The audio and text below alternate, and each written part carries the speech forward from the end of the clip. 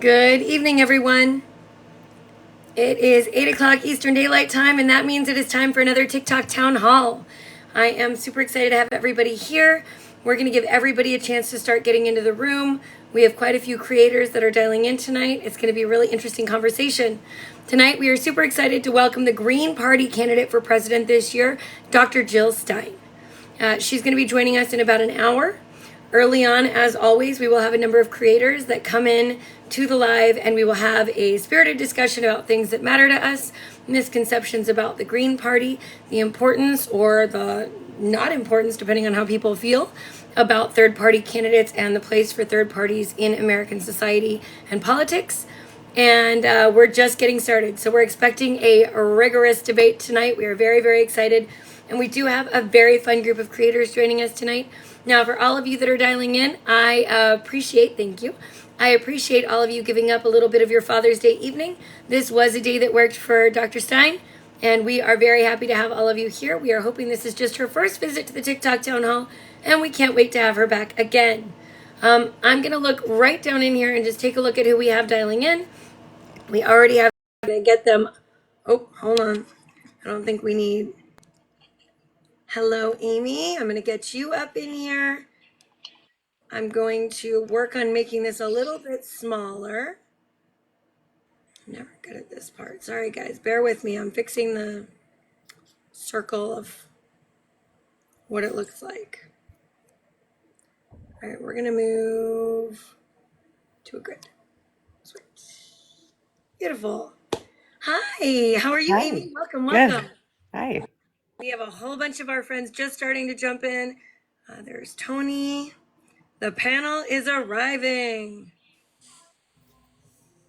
Justin, I know, Justin, I've converted you, so that should be interesting tonight, but we won't tell anyone. Don't worry. All right, so we're going to reach peak Brady Bunch, it looks like, again tonight, everybody. So, welcome back to number 3 TikTok Town Hall Presidential Series. I keep envisioning that we're going to start just heading straight towards midterm elections and local elections after the presidential chaos dies down in November, but here we are. We have Dr. Jill Stein joining us tonight, the presidential candidate for the Green Party. This is our third TikTok Town Hall, our first featuring Robert F. Kennedy Jr., independent candidate for president. And then this past week, we had the Libertarian candidate for president, Chase Oliver. I think everybody really enjoyed that live. And I think we had some very surprised guests that really, I think maybe either misunderstood or hadn't had enough exposure to the Libertarian Party. And we'll see how it goes with the Green Party tonight for everybody, because I just think there's not enough access to that information. So to kick off the evening tonight, as always, we don't feature anybody that came to this app with a blue check mark. Instead, we feature folks that you are elevating on this app because you care about their stories, you care about their information, you care about their delivery. And I'm going to let everybody go around and introduce themselves and say what they're here on the platform for and what they're excited to learn about tonight. And I'm going to go straight to the right to Ian. Hi guys, I'm Ian. I made Cancel This Clothing Company, which started out as me trying to learn what's going on and turned into me sharing what's going on. So I do sort of a mix of journalism and teaching and learning, just asking a lot of questions. So it's always a pleasure to join forces with you, Tiffany, and especially to ask questions of people that have platforms like Dr. Stein. So glad to be here. Glad to be here next to Amy too. I'm gonna throw it to you, Amy. Good to see you. I'm so excited. It's the first time Amy and I have been in the boxes together. This is very exciting. All right, Amy, tell us everything. Thanks. My name is Amy Nelson. I am a mom of 4, and my 4 little kids are outside my door, so you will probably hear them at some point. Impossible to keep them quiet. But I'm a lawyer and an entrepreneur, and I had been a Democratic fundraiser for most of my life as well. And 4 years ago, my husband's accuser, my husband's former employer, a small company named Amazon, accused him of a federal crime. And while he was never charged with any crime, Amazon has taken us on a horrifying ride through the American legal system with the Department of Justice. And the DOJ's investigation is now over, but we went through civil forfeiture of all of our bank accounts, FBI raids, and a mafia racketeering lawsuit. And I'm on TikTok to share our experience. So hopefully it doesn't happen to anyone else. We're advocating for reform. And it's really opened my eyes up to a world I didn't quite understand how it operated and what companies can do and their power in this country. There are 3 women in the box that came to TikTok that way, right? Yeah.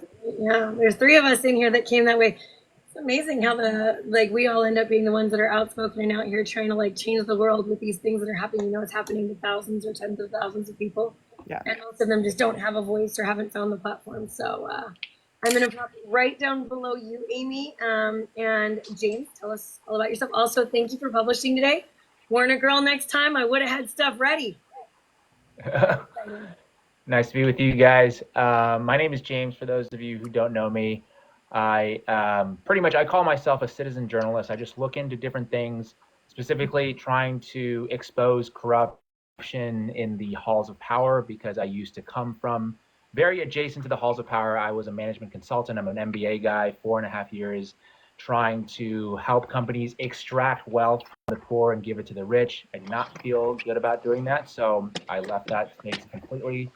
And now I'm here hoping to democratize information and excited to ask questions. I think this is the future of, hopefully, candidates. They must come through this platform in order to get to office. And we're going to cruise next door. Thank you, James. Carolyn. Hey, what's up, Tickety Talk? I'm a property rights advocate who bangs the drum as loudly as I possibly can with hundreds of thousands of followers from all over the globe. I didn't start there, though. The government actually tried to take half of my property. I didn't even own an acre, but I did have a creek going through my backyard. The government tried to take half of my property, the part with the creek, in order to make it part of a park to benefit my local community. And in fighting the government and playing at their own game, we were able to tap into the power of the people who advocated on my behalf to help me keep my property and reach a settlement deal that was fair. Now that I have settled with the government, I hope other people all over America advocate for their property, fight the government against eminent domain, adverse possession, zoning boards that have been corrupted. You name it, we get involved, and we do everything we can to protect the pursuit of happiness through the right of property. So it's such a privilege to be here with this panel. Oh my God. I love these faces, and to everyone here in the chat, I hope you'll stick with us for the next, couple hours, really, until Jill gets here to hear all of the questions that we have for this third-party candidate. All right, we're going to move next door to the guy who I started going live with on this platform, and where it was one of the first places I found common sense that just felt like home to me. Tony. Hi, everybody. It's so nice to see all of your faces. My name is Tony Schaefer. I'm from the great swing state of Ohio. Very red and very blue all at the same time. I spent about 20 years as a professional musician touring the country, creating community events and music festivals and things like that. I moved into a director position at a county chamber of commerce and visitors bureau, sat on multiple boards. So while I've always had my eye on geopolitical and federal affairs, I always felt like the place I could sense the most immediate and noticeable change was right in my local level. And I started this channel as Middle Road Sanity, and I've just been trying to help bridge the moderate gap, the people who are right but still pretty close to the center, and the people who are left but still pretty close to the center. There's a lot more of us than we think, and we agree on more than we may know or want to admit. So I feel like that's my role, trying to convince people that the action can happen in both places, at the top and at the local level. That's what I'm here for. All right, we're going to bump down to Justin, who we are not going to tell anybody has very recently maybe found lots of new things he loved to learn about politics in America. Justin actually put me in touch with Jill Stein's campaign. I think he thought when he first contacted me that I was not interested in talking to Jill Stein, or maybe he was shocked when I was like, yeah, I'd love to, let's get her on. So Justin put me in touch with the campaign. I've been trying to reach them. He did that. He's been attending the town halls. He's had some really fun ideas and great questions. Tell us about yourself, Justin. So I'm nervous. I don't feel like I deserve to be here. I actually just got on here like a month ago. I'm from Southern West Virginia, all red, completely red. And I've always felt like kind of out of place. And when I found Ian and you, Tiffany, and Tony and James, I started seeing that there was actually a community of people out here that believe like me. So yeah, then I started reaching out to my officials and stuff like that. I started calling out senators on my page for taking money from like other lobbyists that are passing bills for us that I don't agree with, trying to convince my community. And now I have people calling my work saying that I'm part of H group and like crazy stuff's going on in my life. But yeah, I'm just here to support the cause of Gaza, really. I have direct contact with Basan. She messages me as much as she can. So that's my main reason for having a platform on here to begin with. And that's the reason I thought that I supported Jill until you turned me libertarian, I think, last time, but we'll see what happens. You can blame Chase for that. That was not me. Yeah, no, I know. But yeah, no, these are amazing. I think these are so important, and this is how it should work. Yeah, that's all I got. And we're going to cruise to the right. I think somebody said she had imposter syndrome earlier this week, but here she is in panel number 3, Lindsay Taylor. Hi. So I'm Lindsay. I'm a weird mom on the internet. I'm known for letting my kids draw on the wall. And I'm here to learn and to educate myself further because I'm one of those people who always felt that there was something that had to be beyond red and blue, and why aren't we united and why are things so effed up? And I am just, it's an honor to be here. I'm starting to slowly get comfortable. I still feel like I don't belong as well. So I validate that, Justin. And I'm going to keep stressing that my favorite thing about these panels is that we have had the most amazing diversity of creators on the internet. Today, I got friended by I Heart Wolfie, who's hopefully going to be joining us for one in the near future. Anybody who doesn't know him, he's the guy that's always wearing like the long wolf hat and like talking back and forth to himself about politics. And it's super engaging content, and he just has millions of followers, and I was super flattered that he was interested in the town halls. We got contacted by press this week, a lot of press, people asking, is this a watershed moment in the future of the way that candidates are going to be expected to engage with their constituents? I sure hope so. That is absolutely 100%. For those of you that don't know me, my name is Tiffany Cianci. Like Tara Lynn and like Amy, I came to this platform because a giant billionaire-backed endless money pit of a private equity firm has spent $11 million destroying my life. They've spent $11 million, that's the estimate we've been given, $11 million trying to keep me from teaching special needs children. That's a real thing because I used to be the president of a trade organization, a union, and they really wanted that union to go away. They wanted the support of that union to dissolve so that the small business owners it represented could not work together to stand up to them. And they used me to do that. And I came here and found support. I came here and I brought awareness to things that people didn't know were happening. I don't know if I could ever stop at this point because every single time Amy or Tara or me are on a newspaper or a magazine or an interview on a podcast or a TV show, things get harder for private equity and people wake up. And we're seeing that every single day. And so that's what I'm doing here. I will be honest though, I wasn't sure if there was ever going to come a moment when I said, I'm going to invite presidential candidates to come chat with us, that I actually thought any of them would be like, yes.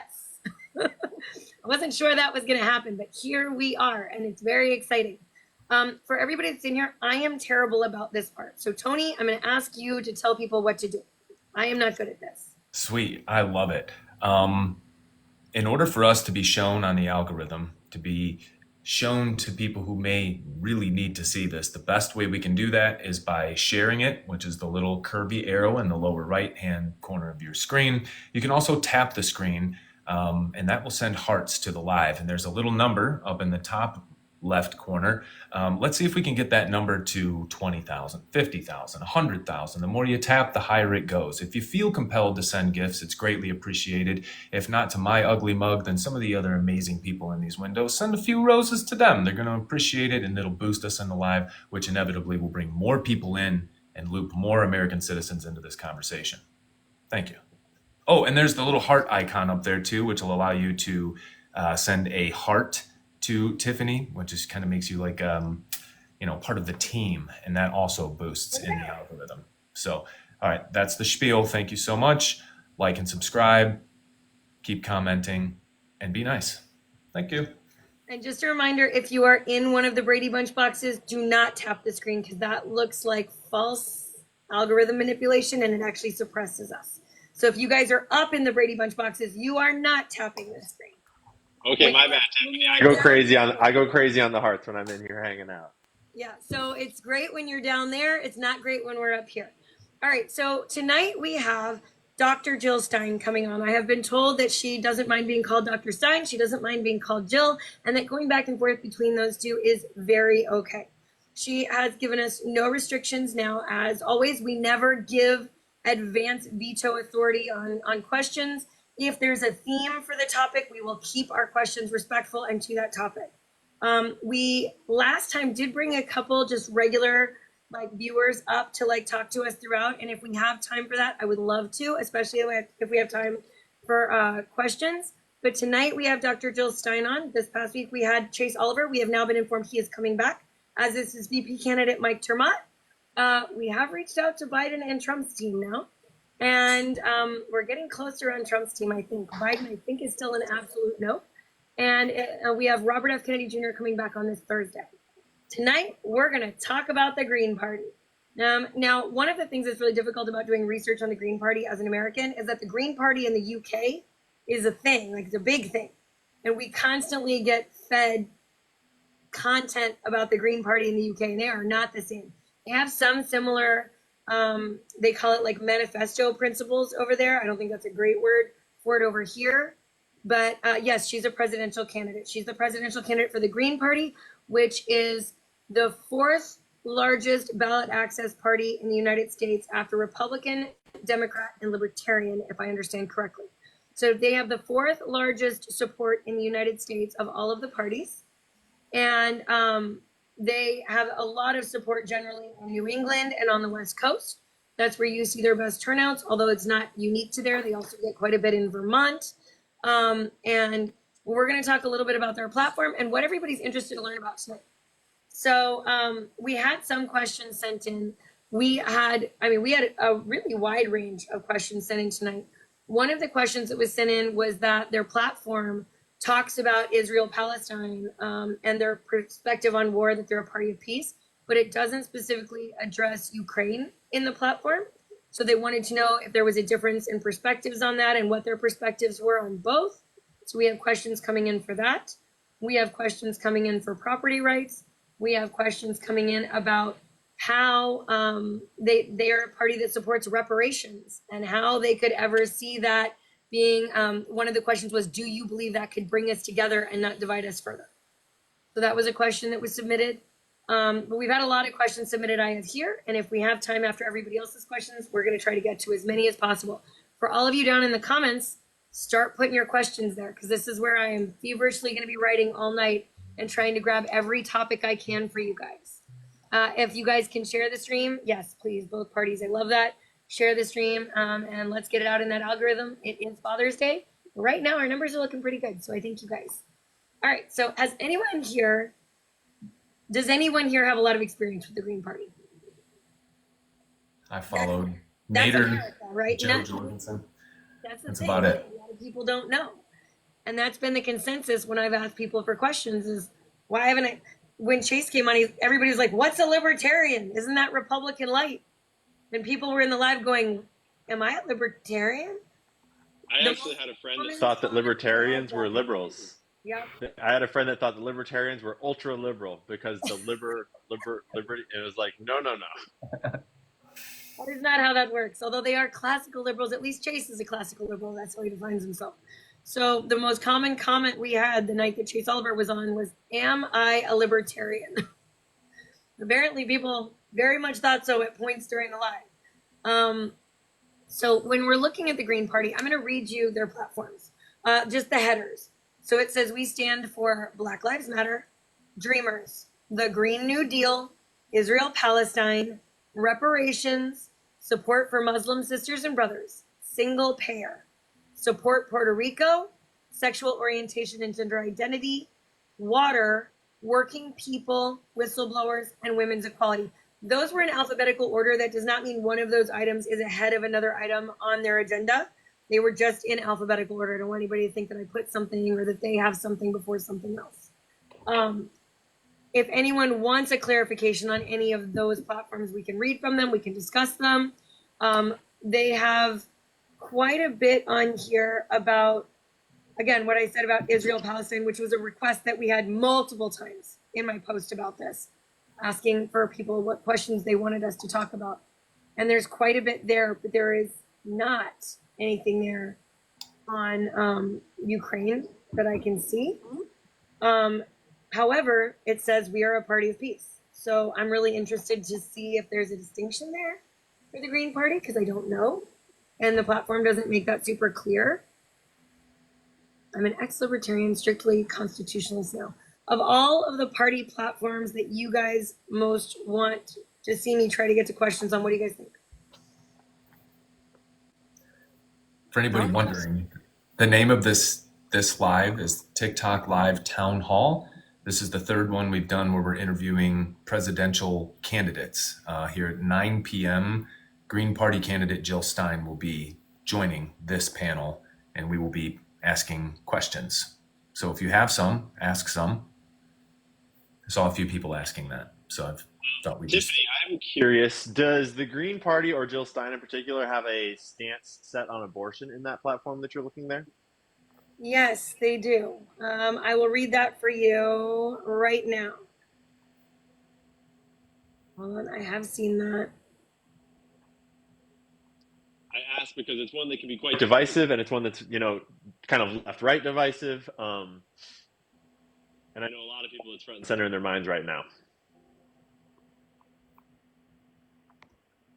I'll look that up. Keep going, guys. One of the questions I have, I think, for any third party candidate is how we dismantle the system as it exists today. Because without doing that, how do we get to all of the other things that we so desperately need to fix? I also had a similar question myself where I thought, like, if we were able to vote a third party in, how do they get things done in a broken system? That's one of the things. So last night, this live almost didn't happen today. Last night, I got suspended for misinformation at 1 a.m. For a week. I was reading from a lawsuit. Live. And I got misinformation where you make a corporation angry? Is that the kind of misinformation that you were reading? I got mass reported for misinformation last night. And it was right after we were discussing what I said in the moments leading up to it. Somebody said, "You're the reason Trump's going to get elected." And I honestly kind of love it when people say that to me. Because I say, the fact that you can look like at anybody with a straight face and say, "I'm the reason," it couldn't be that the DNC screwed over Bernie and they became a bunch of never Hillarys. And then they all ended up voting for either Jill or Trump because they were disenfranchised by their own party. That couldn't be it. That couldn't be part of it, maybe. It couldn't be that when their own voters sued the DNC argued that they had no duty to serve their voters and that they were an independent business organization. That was their argument in court. That couldn't be it. It couldn't be that they chose not to primary Biden, who has no path right now that I can see. That couldn't be it. And that's what we were talking about. And all of a sudden, I got dozens of reports, apparently. And I had infraction, right? But I was talking about it, and I said, everybody seems to think that this is the election, that we can't change things, and it's too important. Didn't they say that in 2020? We couldn't do it then because it was too important. And didn't they say that? Memories of that being said every 4 years. Right. Because the two parties need us to keep towing the line, and it has worked for a really long time. But we've never had more access to information. We've never had more mechanisms for accountability, right? We've never had the ability to just stop listening to what a bunch of news pundits told us to listen to and just found the information.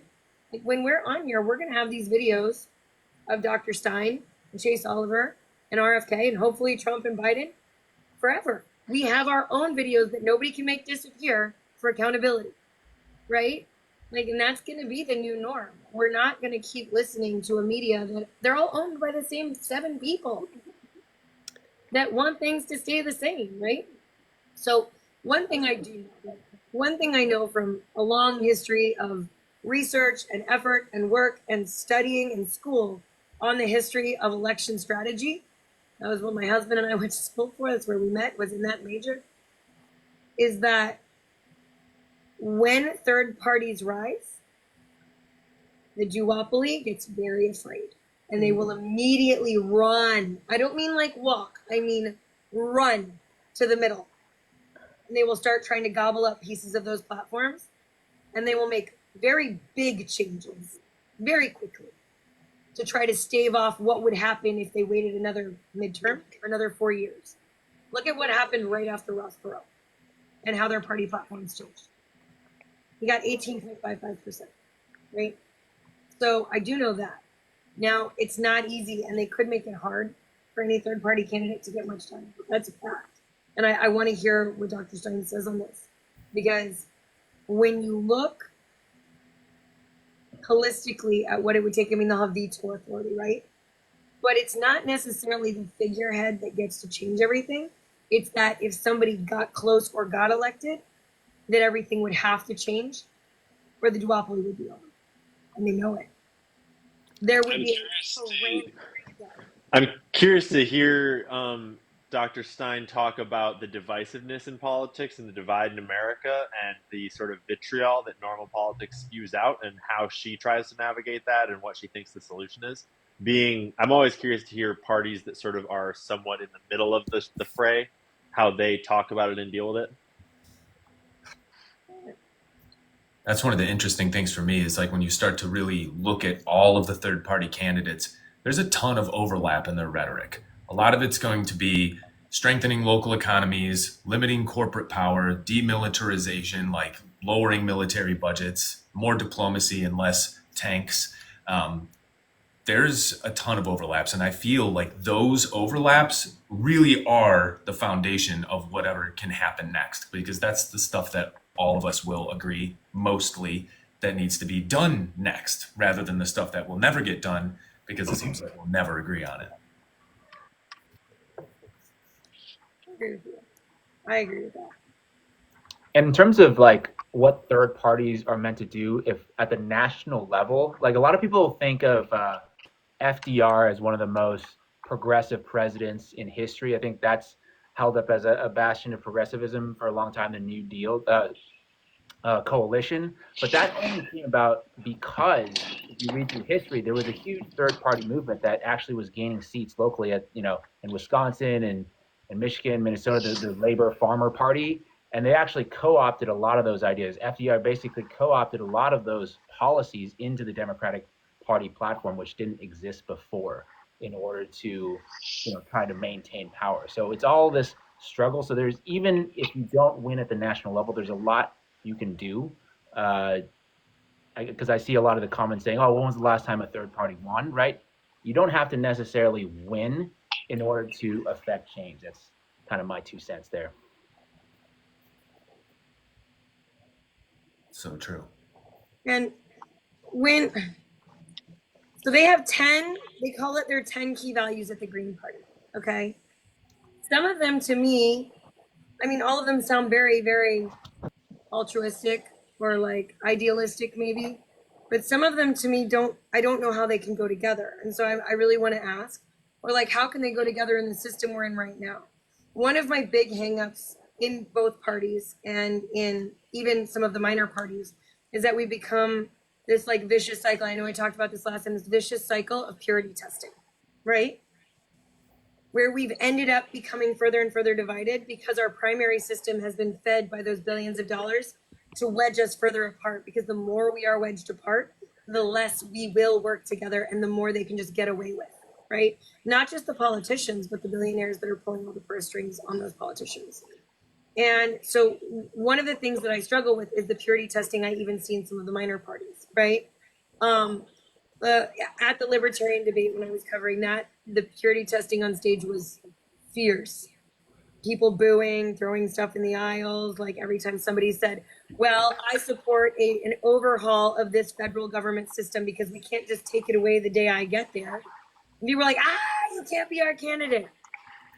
You just go in and abolish 4 million government employees and act like that's not going to create some harm, you know?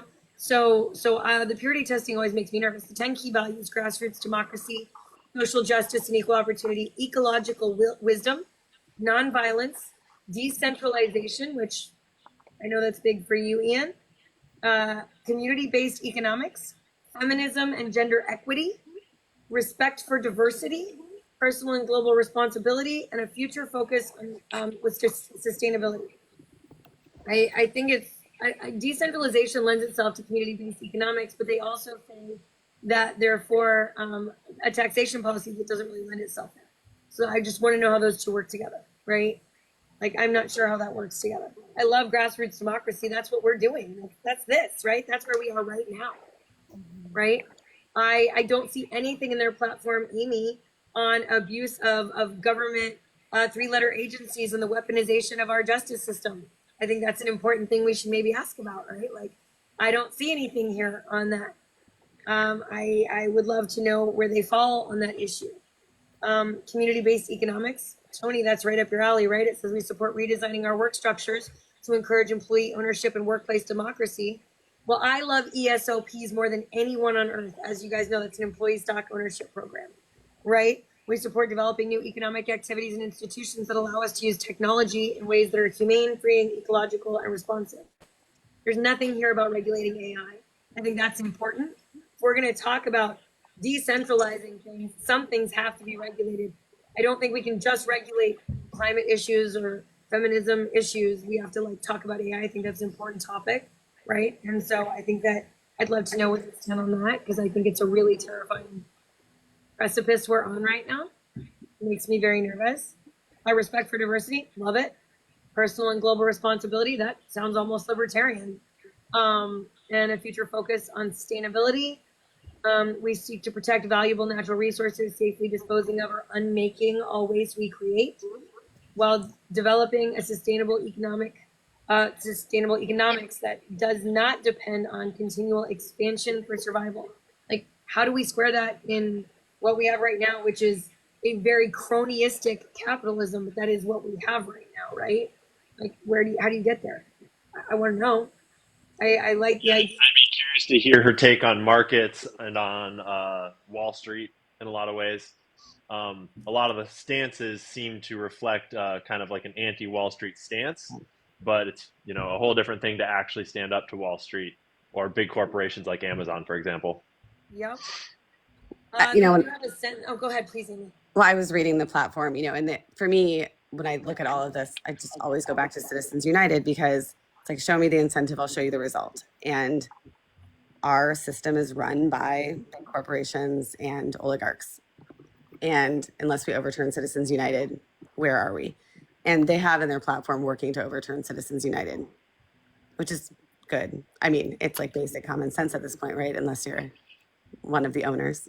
All of the politicians so far that we've had on have favored in some form or fashion a constitutional amendment to deal with Citizens United, which is probably the only way we can, right? The problem is that the only way we can get a constitutional amendment is to get the same people that are addicted to that money to vote for something that is against their own interests.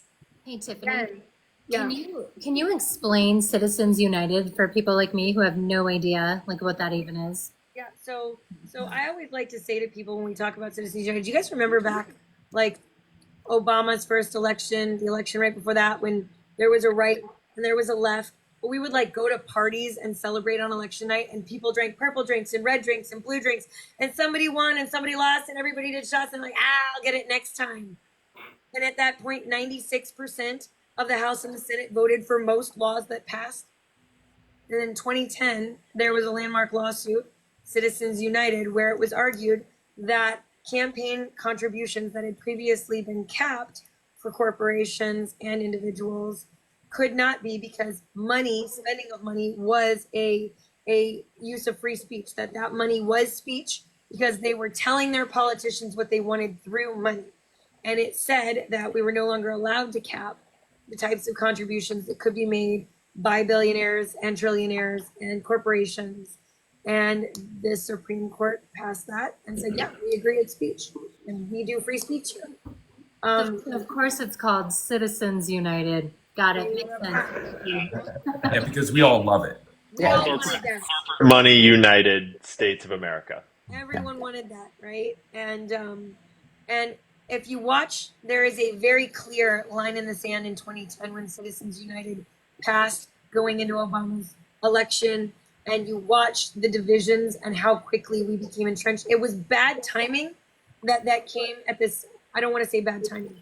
It was very fortuitous for billionaires that came in the exact same moments that social media's algorithms fed us vitriol and drove us further apart by just feeding us a constant echo chamber of like reaffirming articles and posts, because that's what kept us scrolling. And it drove us further and further apart as money fed the monster on both sides, right? And that's how in just, the span of 4 election cycles, now we're in our 4th, we've become more divided as a country than we have ever been.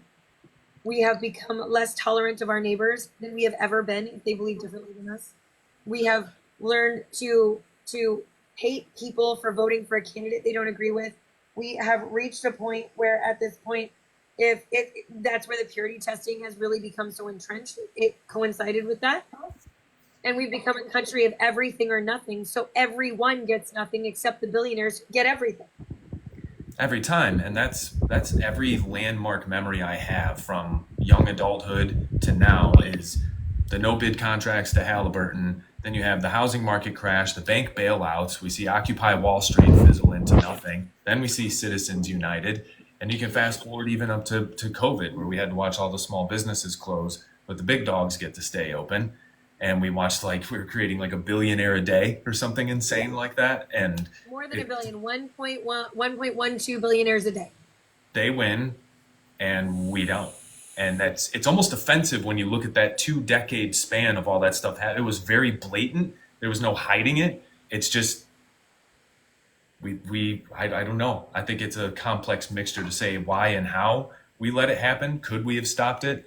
I don't know. And that's a big question for me for any of these candidates is like that ties into agriculture, pharmaceuticals, the military industrial complex, banking. Every major topic that we want to talk about is tied directly to that. And if they can't at least create some sort of plan or make it clear to us how maybe we can help and what they can do, I largely just smile and nod.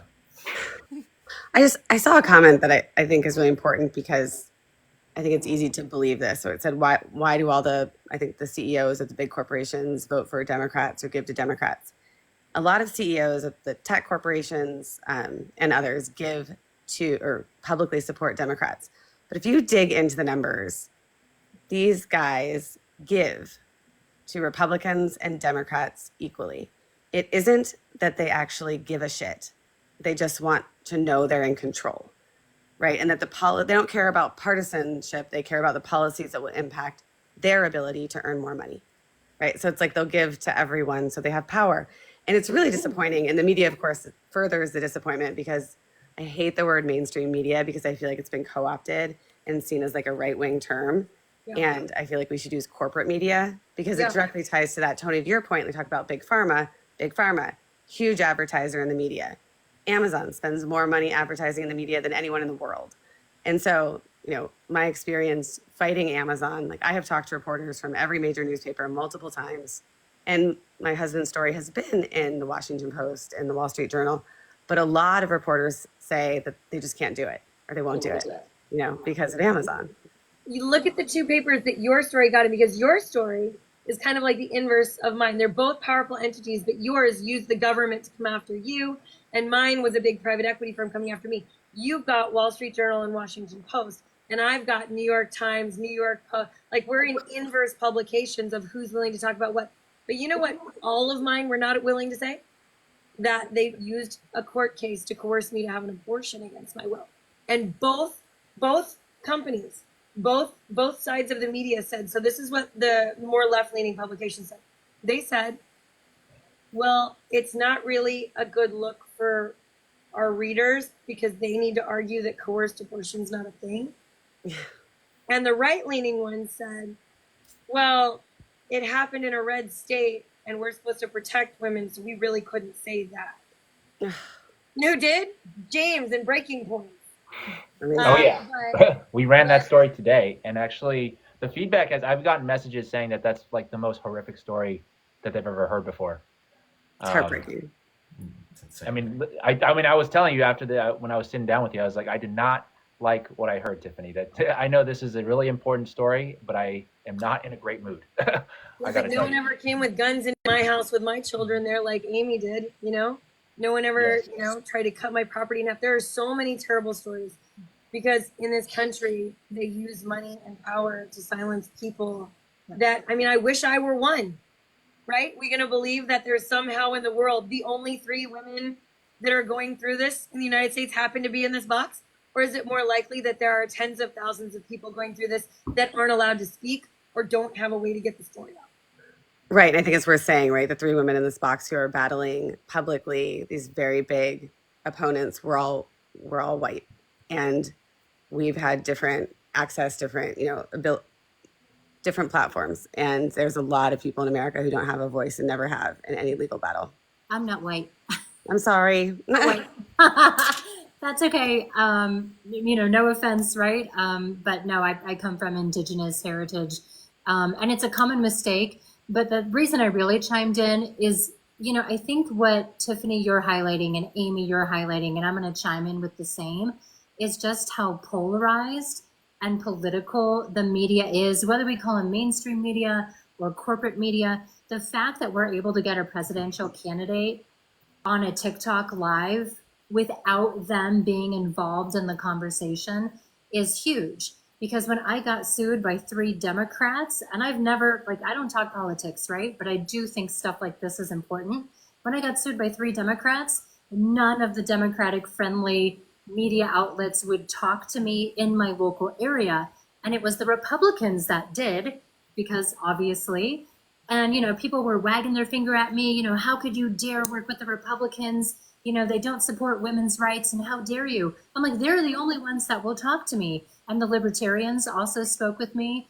But it was an incredible eye-opening moment to realize that when you are suffering a great injustice, whether it's private equity, whether it's, big corporations using 3-letter agencies to bully a citizen, it really comes down to politics in terms of who's going to amplify your voice. It doesn't, the news isn't what you think, right? Those rose-colored glasses come right off the second that you really need help. And so, anyway, I just wanted to emphasize that because for me, I was naive. I'm like, if something is going wrong, the news will cover the story. They'll pick up the story. Nope, not before you understand who they work for. I did a video like 2 weeks ago that was about USA Today. It did not, when I say it's the most throttled post I have ever made on this app, and I mean ever, it had a 100% engagement rate almost. It was at like 94%. It had been watched all the way through by like 42% of people that watched this video, and it was sitting at 600 views. No matter, Ian has how many, 1.3 million followers? You reposted it. I had 5 million plus accounts reposted, 500 views. The algorithm was not having it, but I had tagged USA Today, and I had tagged 2 private equity firms. I'm wondering if that's why. But in that article, or in that post I made, I showed why is USA Today trying to convince us we don't want to own homes anymore. That's what the article was about. It said there was a new American dream, and it was these new build-to-rent communities where these investors bought the entire community, so you just rent. That's what it said. It said the new American dream, build-to-rent communities make housing accessible. That's your American dream, everybody. I'm like, why in God's name would USA Today print this? So I did my research. USA Today got bought by Gatehouse Media, got bought by Gannett Media, got bought by Fortress Media, or Fortress Private Equity, who is building the build-to-rent communities right now and trading them with partners, private equity, in the billions. And they own 1,000 newspapers and publications across the United States. 1,000. So if you think the news is coming to help any of us, this is all we have. And that's why everything has to change in how we make it known what we are not just hoping for, we are demanding of our politicians. We're demanding that they come and meet us where we are, because I am not going to listen to anything owned by a billionaire ever again. I'm just not. We're not just demanding it, actually, we're incentivizing it. And that's what makes me so optimistic, is that technology moves whether people want it to or not. And a lot of these politicians are rather old and don't realize that technology has moved. And all we have to do is move with it and give platforms to the presidential candidates that are willing to move with it, the independent ones, and the exposure and free access to their constituents that that will offer inherently incentivizes all politicians to join into this new way of communicating with people. And I think that sooner than not, it will be inevitable that they are going to have to join into this stage and speak directly to us, because who would you rather watch a presidential debate like moderated by regular people, creators like this, on an unfiltered platform not owned by corporate media? Or if you had the two options, I bet a lot more people are going to tune in places like this. And the moment that happens, everyone sees like, oh boy, we have to go there now. So yeah, we're demanding and yeah, we're forcing, but we're also incentivizing with the currency that matters, which is the votes, the views, the attention.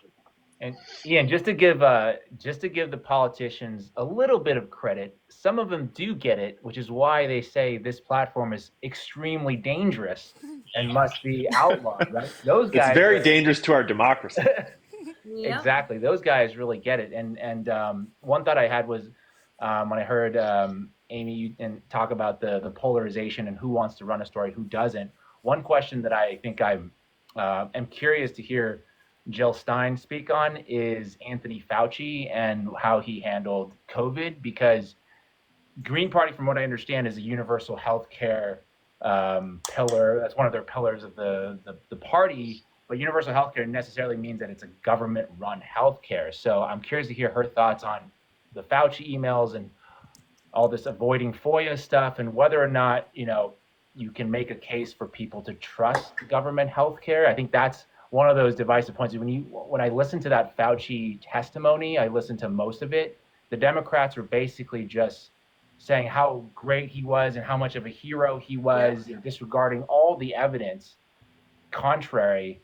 And then it becomes a partisan issue where this shouldn't be public health should not be a partisan issue. It should just be like, hey, are you doing the job that you are supposed to do? Are you engaging in corruption, or are you not engaging in corruption? So I'm kind of curious to hear, because I think that is kind of, I don't know how she would square that because of her party's policy platform. Yeah. Well, as somebody who's had military insurance in my life, I can tell you I have concerns. I have thoughts. I accidentally, they misdiagnosed me at a military hospital and literally cut all of the lymph nodes in the bottom half of my body out. In case you don't know, you need those. I don't have those anymore. And now I have cyclic neutropenia, and it's a very, very horrible condition, right? And I have no lymph nodes to fight them. So, I have thoughts about the government running everyone's healthcare, because I've seen how they ran mine. I've seen how the VA is run, right? I am my father's mental health guardian, and he is in a VA home because he had a stroke and he needs constant help, right? And I have concerns, right? How do we make sure that it doesn't just get captured like everything else gets captured? Right now, there's a pharmacy I follow on here. Ian, you follow them too, I think. Or maybe it's James. I know I have friends in common with them. It's a cost plus pharmacy. Is everyone familiar with that term? Okay. It's a pharmacy that charges whatever they pay plus $7. That's it. And the first video I ever saw of theirs was them coming on and saying, this pill, we charge $13 per pill for this pill. And then one vial costs you about $111 at our pharmacy. But the government pays the pharmacies they buy from $2,470 for the same vial. Because of these middle agencies that are now contracted with the government, they get to set the price because they're acquiring it. And then now every week they do a drug that you can buy from them for $105 or $31, and the government is paying $2,450, $3,170. Last year, the government paid $1.6 million for this drug, and if we had sold it to you, it would have been $40,000. But why? Why is the government paying a middleman for drugs? And why are we wasting that much money? It doesn't make sense to me. So Because Citizens United allowed the pharmaceutical industry to lobby the government to turn the government healthcare system into a big pharma pipeline of business.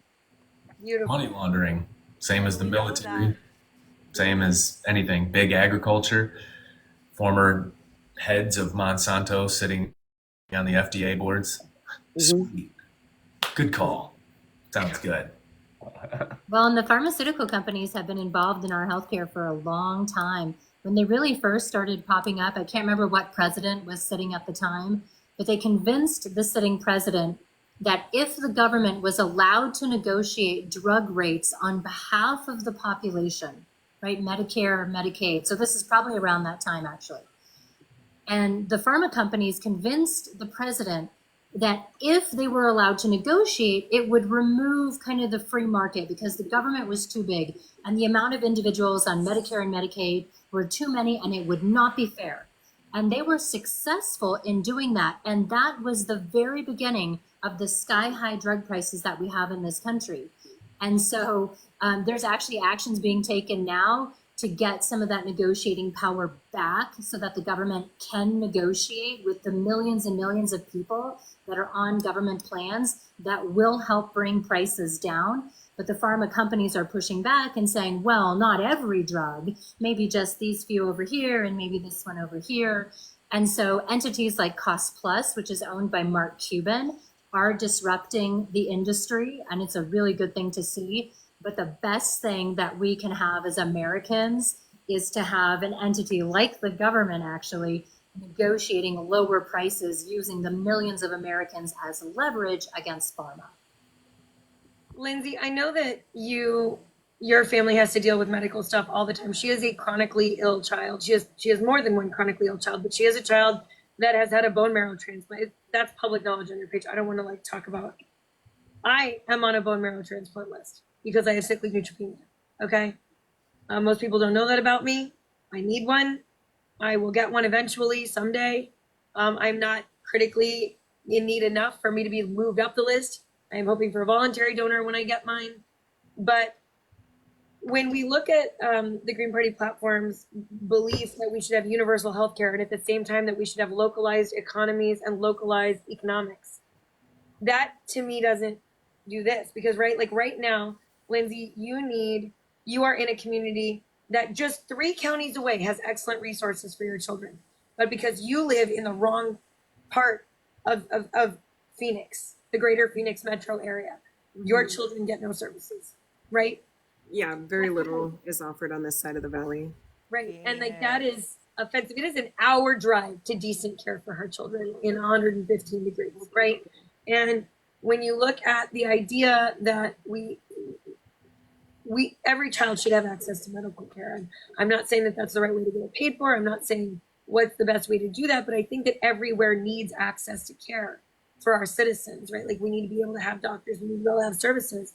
I don't know how you have a universal healthcare and a localized implementation method that line up, or we're going to keep ending up with systems like Lindsay is suffering under right now, right? I live in Maryland. I'm great. I have Johns Hopkins. I have Loyola. I have so much. I have Georgetown. So lucky, right? People in North Carolina have all the UNC and Duke hospitals. Great, right? But there are not a lot of places like that in the United States. No, and we moved here from Massachusetts. Well, I'm from Massachusetts. His dad wasn't. So, but we were used to really great care. All of his transplant care and everything was Boston Children's, Jimmy Fund, Dana-Farber. We had amazing, amazing support out there for services as well for autism. And here, when we moved here, we got put on an 8-month wait list and it took longer.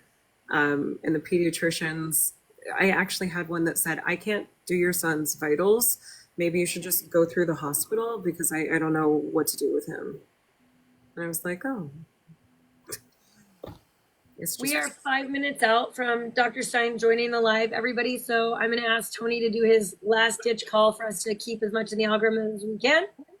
And then we're going to get ready. Now, some people will have to drop down. Okay. And then we'll come back up.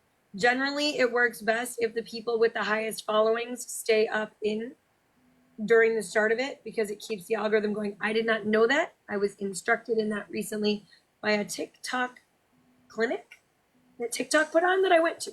So I learned that. So Okay, Tony, you do your thing, and then we're gonna get ready for Dr. Stein to come in. I'm gonna do my best to keep these questions in some kind of flow, but we may end up kind of all over. There's a wide diversity of questions tonight. I'm pretty excited to see. Thanks everybody for being here. This is the TikTok live town hall. As you can see, you probably recognize at least one face in these windows. Everyone here is contributing to this greater conversation around actionable steps and broader awareness here in the United States to make it a better place, at least somewhat closer to the place that we were promised when we were younger. If you could tap the screen, send some gifts, share the live, tap the little heart icon up there. It's greatly appreciated, and it tells the algorithm that this live is worth watching. And the more people that are here, the more people that are folded into these conversations, which helps spread that particular narrative and at least gets people talking about this stuff and thinking about it. So with your help, we can make this happen. So thank you. And just before Dr. Stein comes on, I want to remind everybody that this is not a one-time event. We are hoping Dr. Stein comes back. We are hoping her vice presidential candidate comes back. This Thursday, we have Robert F. Kennedy Jr. Coming on. That one is a topic-specific town hall. We're going to be talking about the sickening of America and how the corruption in big ag and in our big pharma and in the three-letter agencies has kind of just brought us to a point where America is the sickest nation on earth. And yet we spend more on healthcare than any nation on earth. It's almost like they want us spending more than any nation on earth. It's crazy. So that will be this Thursday. We know Chase Oliver is going to be joining us again, as is Mike Termott, the vice presidential candidate. A giant mosquito just tried to eat me. I apologize. This is what I get for working in my husband's law office. He has better lighting than me. So we're going to get ready. I'm going to see if she's already waiting down here. If not, I'm going to start to send. It will not let me invite her. Purple USA, you were not here during introductions, but I know you have questions tonight. Can you introduce yourself so everybody knows who you are? Absolutely. First, Tiffany and Tony have made darn sure that I feel welcome here. Louder. And I love y'all. Oh, hello. Oh. Hi. There you are. Hi, Purple USA here. Thank you, Tiffany and Tony, for making me feel welcome constantly. Justin and Lindsay, the reason I am showing my face right now is because your bravery made me brave. So thank you. I ended up right where you guys ended up. I just want us to talk. I think that unity is literally the only way out of this. At this point, that's what my website's all about. I just want to be helpful with information. And after I jump off here, I'm going to be in the comments adding context with fact-based comments if you care to read them. And just thanks for having me. Y'all rock. All right, guys, I am going to see. She should be coming into the comments. She's not here yet. All right, I'm going to ask Justin, would you mind dropping down for me? And can I make you a mod? Can you help me mod? Great. I think we're going to need it. All right, because we have a lot of people in the comments right now, which is great news. We love this. I'm gonna drop you down just so I can send the invite, and then I'll bring you back up for questions. Okay? You're going to send the invitation to Dr. Justin if I can figure out how to do it. Matt, purple-usa.com. Thanks for asking. I probably should have said that. Ian, can you take the conversation from me for just? If you guys are new here, you're just in time. We are about to interview Dr. Jill Stein, the Green Party presidential candidate. If you aren't familiar with the Green Party, you've come to the right place. She's going to field all kinds of questions from both us creators up here on the panel, and we've also been taking questions in the comments for the last hour and taking note of them. There's been mention of all sorts of things from like Second Amendment and gun rights to like opinions on the Federal Reserve to topics about war and healthcare.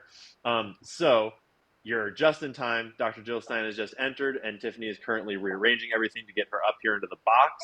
If this is your first time coming to one of these TikTok town halls, what we are doing is we're creating a platform on TikTok and on other social media platforms in the near future where presidential candidates and other political candidates can come straight to us with no corporate media intermediaries, no scripted questions, just direct connection between politicians and their constituents, talking, learning, and sharing.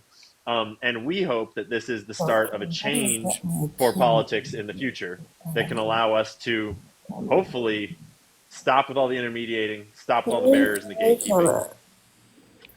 It looks like Dr. Jill Stein has just entered the box. Dr. Stein, I'm going to rearrange people so that we can make you a little bigger. I sent over a camera request. There should be a little camera at the bottom of your screen you can click so that we can see you. Oh, okay. We're going to get you in here, and we're very excited to have you tonight.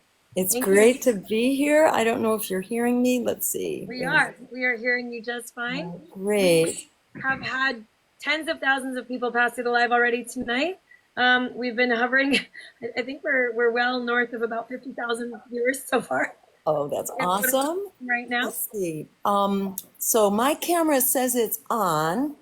Are you seeing me? Let's see. We are not. If you don't mind me just answering this for you real quick, tap your little square on your face, and you should have another little video camera icon above it where you can switch it on. Does that help? Let's see. Let me try that again. Nope, the camera's off.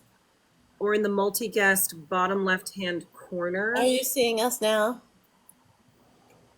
There you are.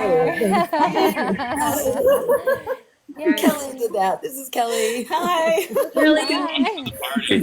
Kelly is my deputy campaign manager, aka my boss. So we appreciate Kelly. All right, I'm going to move us to panel mode. There we are, everybody. All right. Okay. Hi, everybody. Justin was kind enough to drop down so we could bring you in, but I'm going to say thank you to him one more time for getting me in touch with your crew. We were very excited to have you in tonight. Justin is helping mod for us down in the comments. It has been a very, very lively debate in the comments this evening, and we have questions from all over the place. But first, we want to thank you for joining us. People are going to say that a lot tonight. You're going to hear that over and over again. We're very good at being grateful because, you know, just 3 or 4 weeks ago, we were a group of people that said, I wonder if we invited a presidential candidate, if anyone would show up. Oh, wow. And they keep coming. And it's very exciting because we are a group of people that just want to hear from you guys. We don't want an intermediary that has monetary interest in what we believe, telling us what we need to know. And yes. So, this is like the missing, you know, the missing piece, or one of many missing pieces, actually. In our democracy, we need free press, which we don't have at all. We have got a corporatized media, consolidated media. You know, there used to be at least 50 different media outlets maybe 15 years ago, and now there are 5. So, yeah, this is huge, and I think it's so exciting that you're taking our First Amendment into your own hands, our right to a free press and freedom of speech.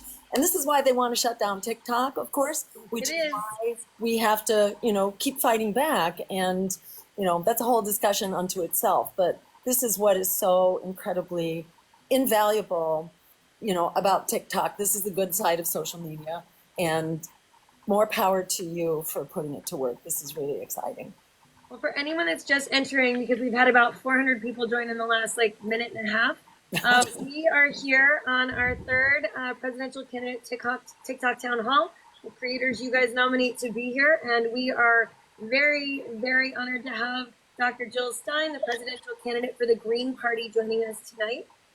One of the things that we want to just lead off with is that a lot of people don't know almost anything about the Green Party. And one of the things we talked about is when you look up Green Party information, a lot of times we see the United Kingdom Green Party information is what's fed to us first in our own algorithms. Can't imagine that's by design.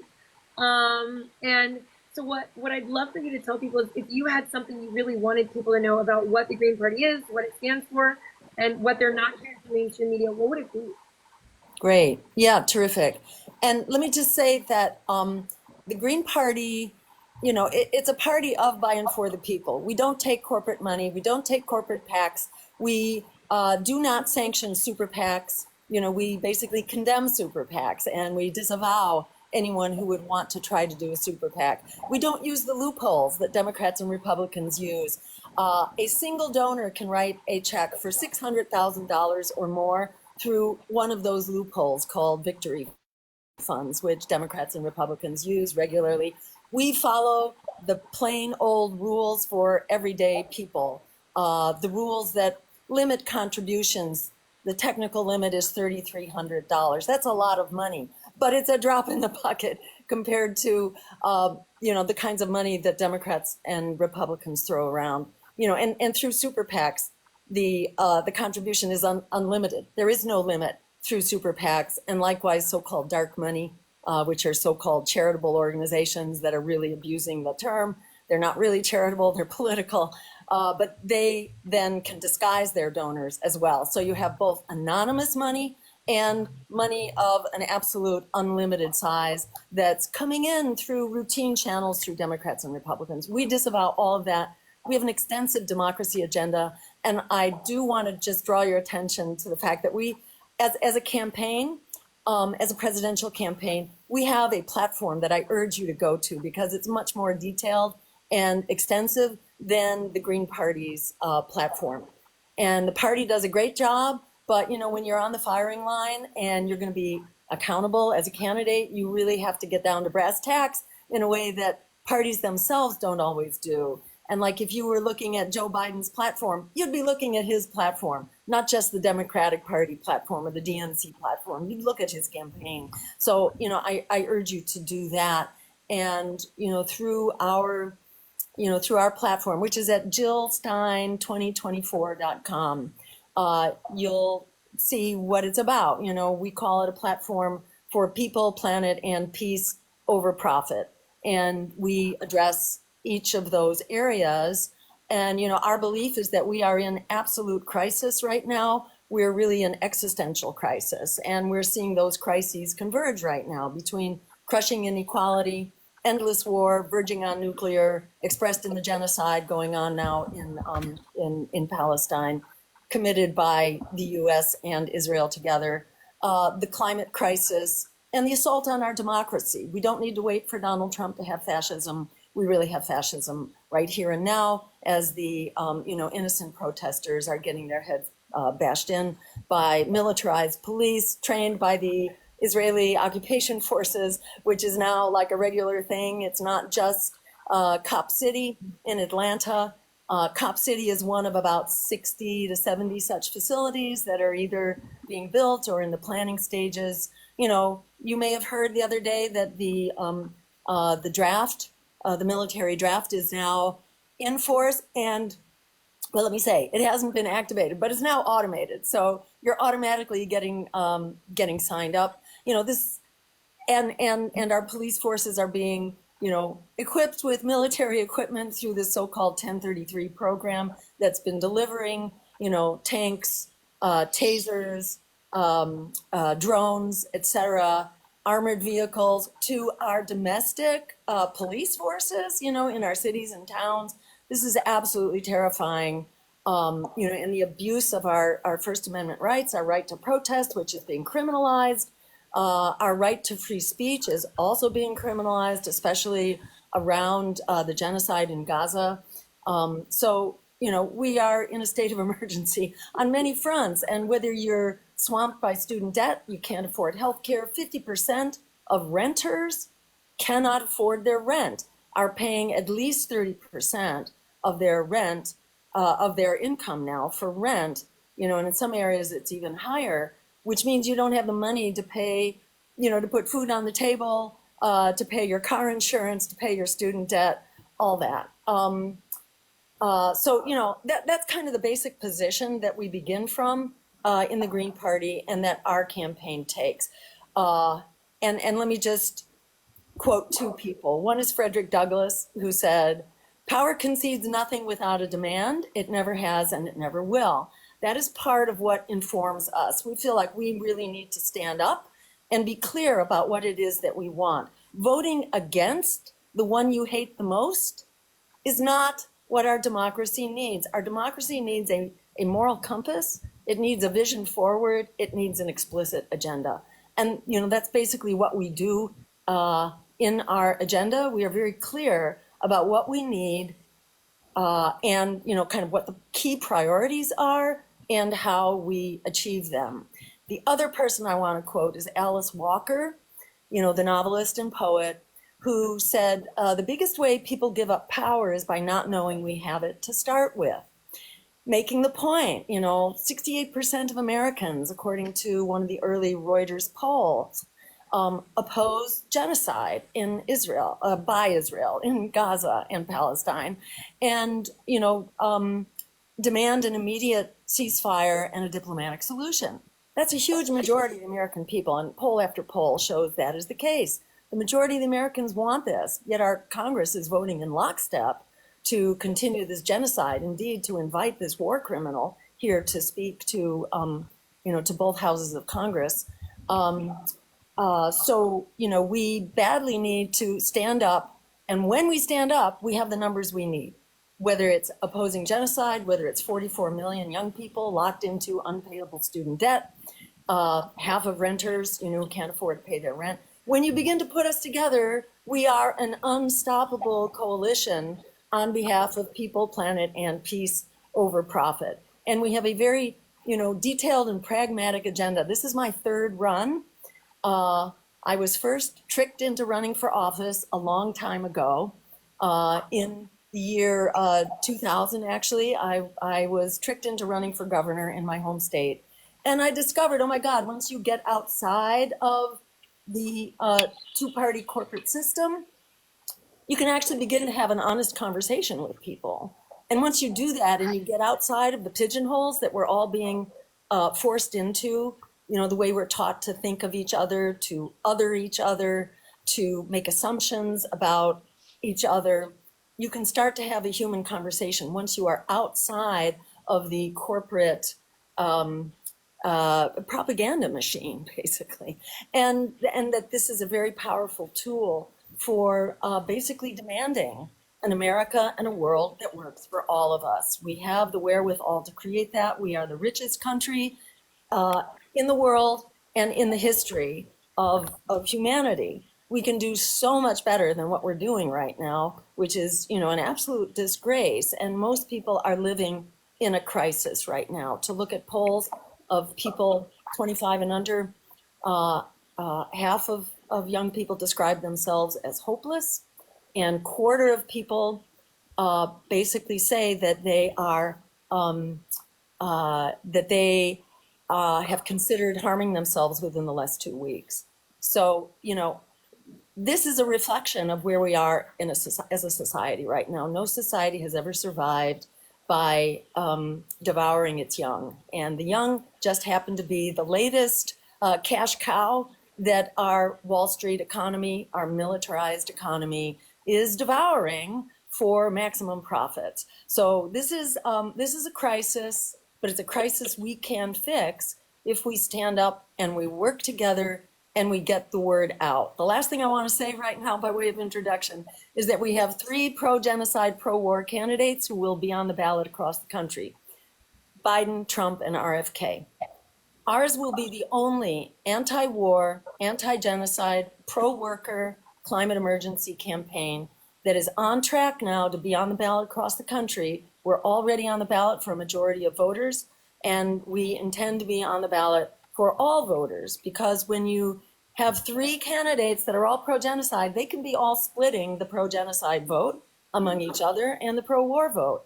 And when you have a campaign like ours that will provide the only national challenge to empire and oligarchy and fascism, when you only have one such campaign that's bringing together the demand for healthcare as a human right, for affordable housing, for an emergency climate solution, for an end to endless war, when there's one of us, one such campaign bringing a lot of people together, and the vote is being split 4 ways with 4 candidates, as little as 26% can actually win the plurality of the popular vote, which means you can win the majority of the electoral college. So this is an absolutely unprecedented election where we have the opportunity, potentially, if we're very serious and organized and strategic, we have the possibility here to turn this very toxic, predatory political system on its head and open it up, potentially win it, and if not win it, develop a strong force to continue building on to really change our direction. Because right now we are making a beeline for oblivion in many dimensions. We can stand up and demand an America and a world that's going to work for all of us. And now back to you. Thank you for listening to my rant. No, people, like I said, a lot of folks don't know enough about your platform and the Green Party. We want everybody in, not just the boxes up here, but down in the comments, to understand what our baseline is for starting our questioning. We do have a couple of creators that are in the boxes that can't stay long because it is Father's Day. And thank you, first of all, to all the fathers out there. Thank you for giving us time on your Father's Day evening. We really appreciate it. For all the single moms out there, thank you so much for being here tonight. Jill, thank you for giving us part of your Father's Day evening. I'm sure you have places that you would have liked to have been. And we even have fathers here in the boxes, so thank you. We do have a couple that have to go, so I want to go to them first. You talked about young people buying houses. When I was talking to members of your campaign, and I said we had this wide diversity of questions, and I said we had questions about property, they were like, oh, we never get those. So I'm going to start with Tara Lynn Romero. She's 2 boxes down from me. Carolyn became quite famous on social media when a government bureau tried to take her land and make it for public use in some pretty nefarious ways. And so I'm going to go down to her, and she has some questions on property, and I'll let her go right out of the gate. Thank you. And Dr. Jill Stein, I really appreciate you just having the courage to speak with us on a live without a filter. Very happy to go first and honored to be here with my fellow creators. So here's my question on property rights and the fact that you were speaking about the affordability challenges that renters are facing. When I think about that against the fact that so many individuals are denied the opportunity to have a mortgage, but then are expected to pay more than they would in a mortgage for, places that they rent. I would really like to know what you would do to make it easier for the everyday American to own property in this country, especially when global conservation initiatives like 30 by 30 may appear to be at odds or in conflict with that goal. Thank you. Great question. And just briefly about eminent domain, eminent domain usually winds up seizing private property for private use and for private profit. So it's usually part of a scam intended to seize people's property, pretending it's for public good. But most of the time it's for a corporation. And we see this all the time with pipelines, for example, or with energy facilities that are not supported, by the public in the first place. They usually tend to be dirty, polluting, predatory. So just to note that eminent domain is a really illegitimate abuse of private property in the worst way. And it not only abuses private property, it really abuses, I think, the public interest. It hijacks the public interest for corporate profit. And it's very important to stand up and fight back against it. And when we do fight, in a really strong way, we have been able to stop it, some like the Keystone pipeline, for example. But there are many more. And so on the question about housing, it's really important for us to have programs that allow, and shall we say, laws and legislation and investments, public investment that allows people to have access to quality, affordable housing.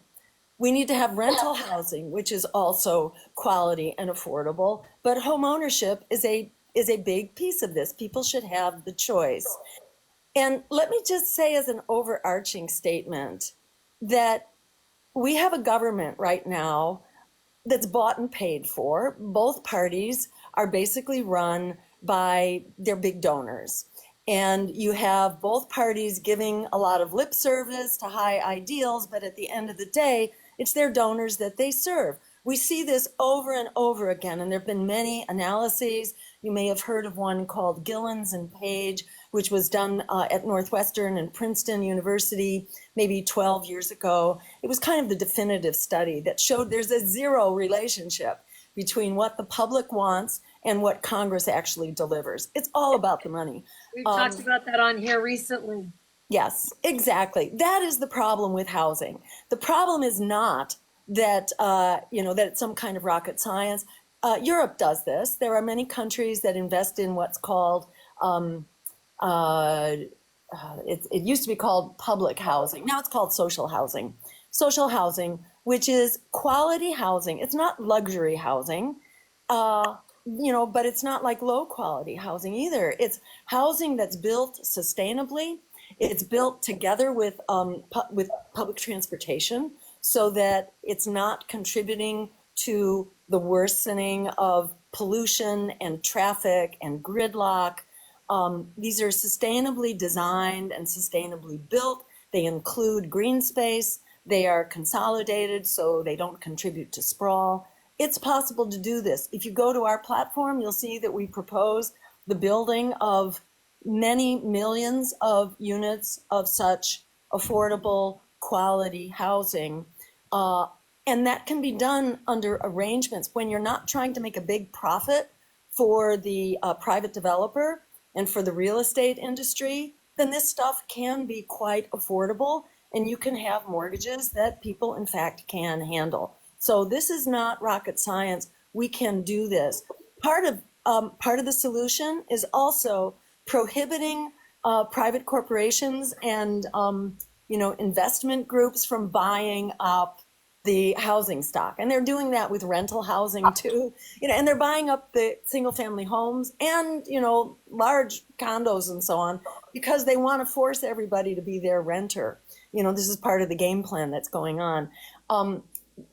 There's a quote from the Supreme Court Justice Louis Brandeis. He was a justice in the last century. And what he said was that we have a choice in this country between a democracy and vast concentrations of wealth. In this country, we have chosen vast concentrations of wealth. Whenever wealth is, intensely concentrated into a few hands, they find ways to use that money to basically buy influence. They buy influence, which in turn delivers the policies that they need in order to gain more profits and concentrate wealth more. This is the fundamental problem. We have to break this cycle and, put the people back into politics and take the big money out so that we can deliver. And one thing that a president can do, because people will always say, well, how are you going to do that? One thing a president can do, the president has the bully pulpit. And you can't silence the president. You cannot, shadow ban the president. The president will have the ability to speak and to help galvanize people and, point to what needs to be done, hold their feet to the fire, shame our elected officials into holding town hall meetings again. It's great to have this town hall meeting, but elected officials need to meet with their constituents. That used to be a thing. It's not a thing anymore. Now they just meet with their big donors. So by shaming them into having to meet with their constituents, then you can start, holding their feet to the fire. Another thing we hope to do is to help people to institute recall elections. So for those elected officials who refuse to either meet with their constituents or serve their constituents, they do not deserve to be in office and they should not be in office. The other point I wanted to make is that congressional hearings are also a really important part about re-engaging democracy. We used to have meaningful congressional hearings. Now they're just really petty political fights. They're not substantive. Like the Church Commission back in the 1970s, exposed the CIA and, the incredible chaos the CIA has caused all around the world. So we can have some meaningful institutions of democracy that we can jumpstart again, and then using the power of grassroots democracy, move legislation, and also the president has a whole bunch of executive powers that can be implemented on day one that can fundamentally change the terms of the fight here.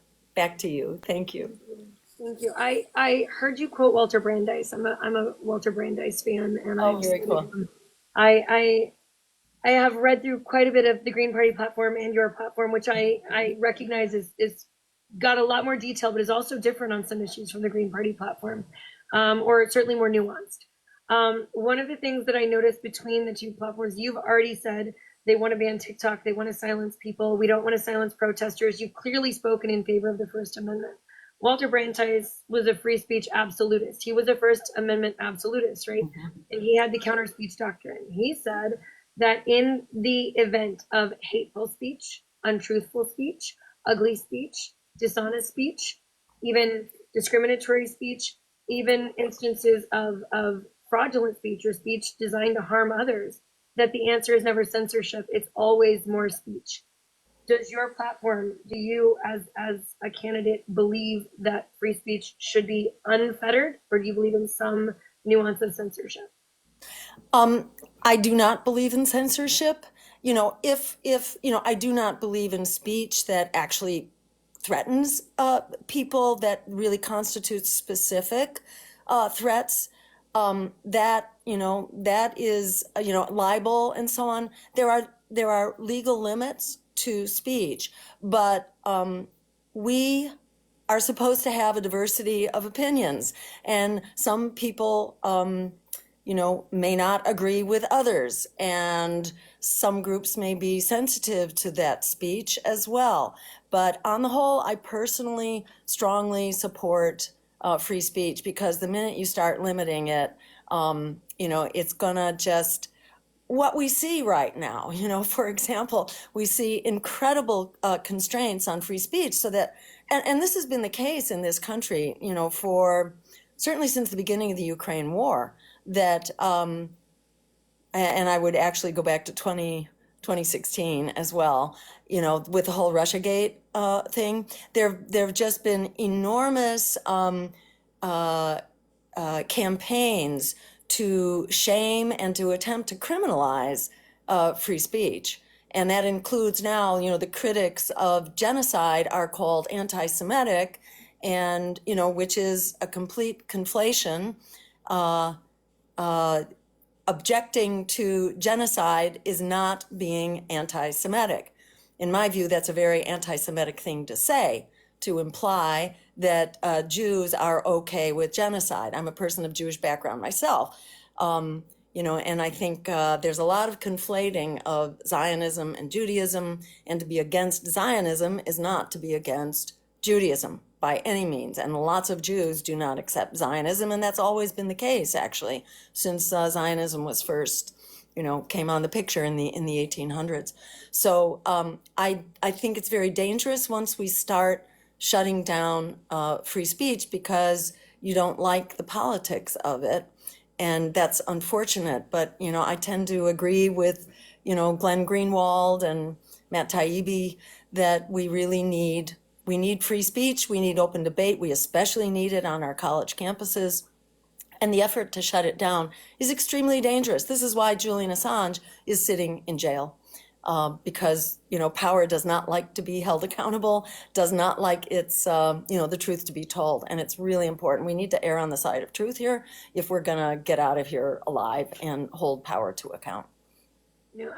I sat with Gabriel Shipton at the Libertarian Convention. He and I were at the same table the night that former President Trump came to give a speech. And the Libertarian platform had presented 10 items in order of importance to them that he agreed he would address during his speech if invited. The second item on that list was freeing Julian Assange and whether or not he would commit to doing it. I watched and sat next to Gabriel Shipton the entire night. He did not want to be in the room with the man that put his brother in prison, but he was there, and he was in that room, and he tolerated that speech, waiting and waiting and waiting. And at the end, former President Trump got up and walked out and didn't address the issue, even though it was number 2 on the list.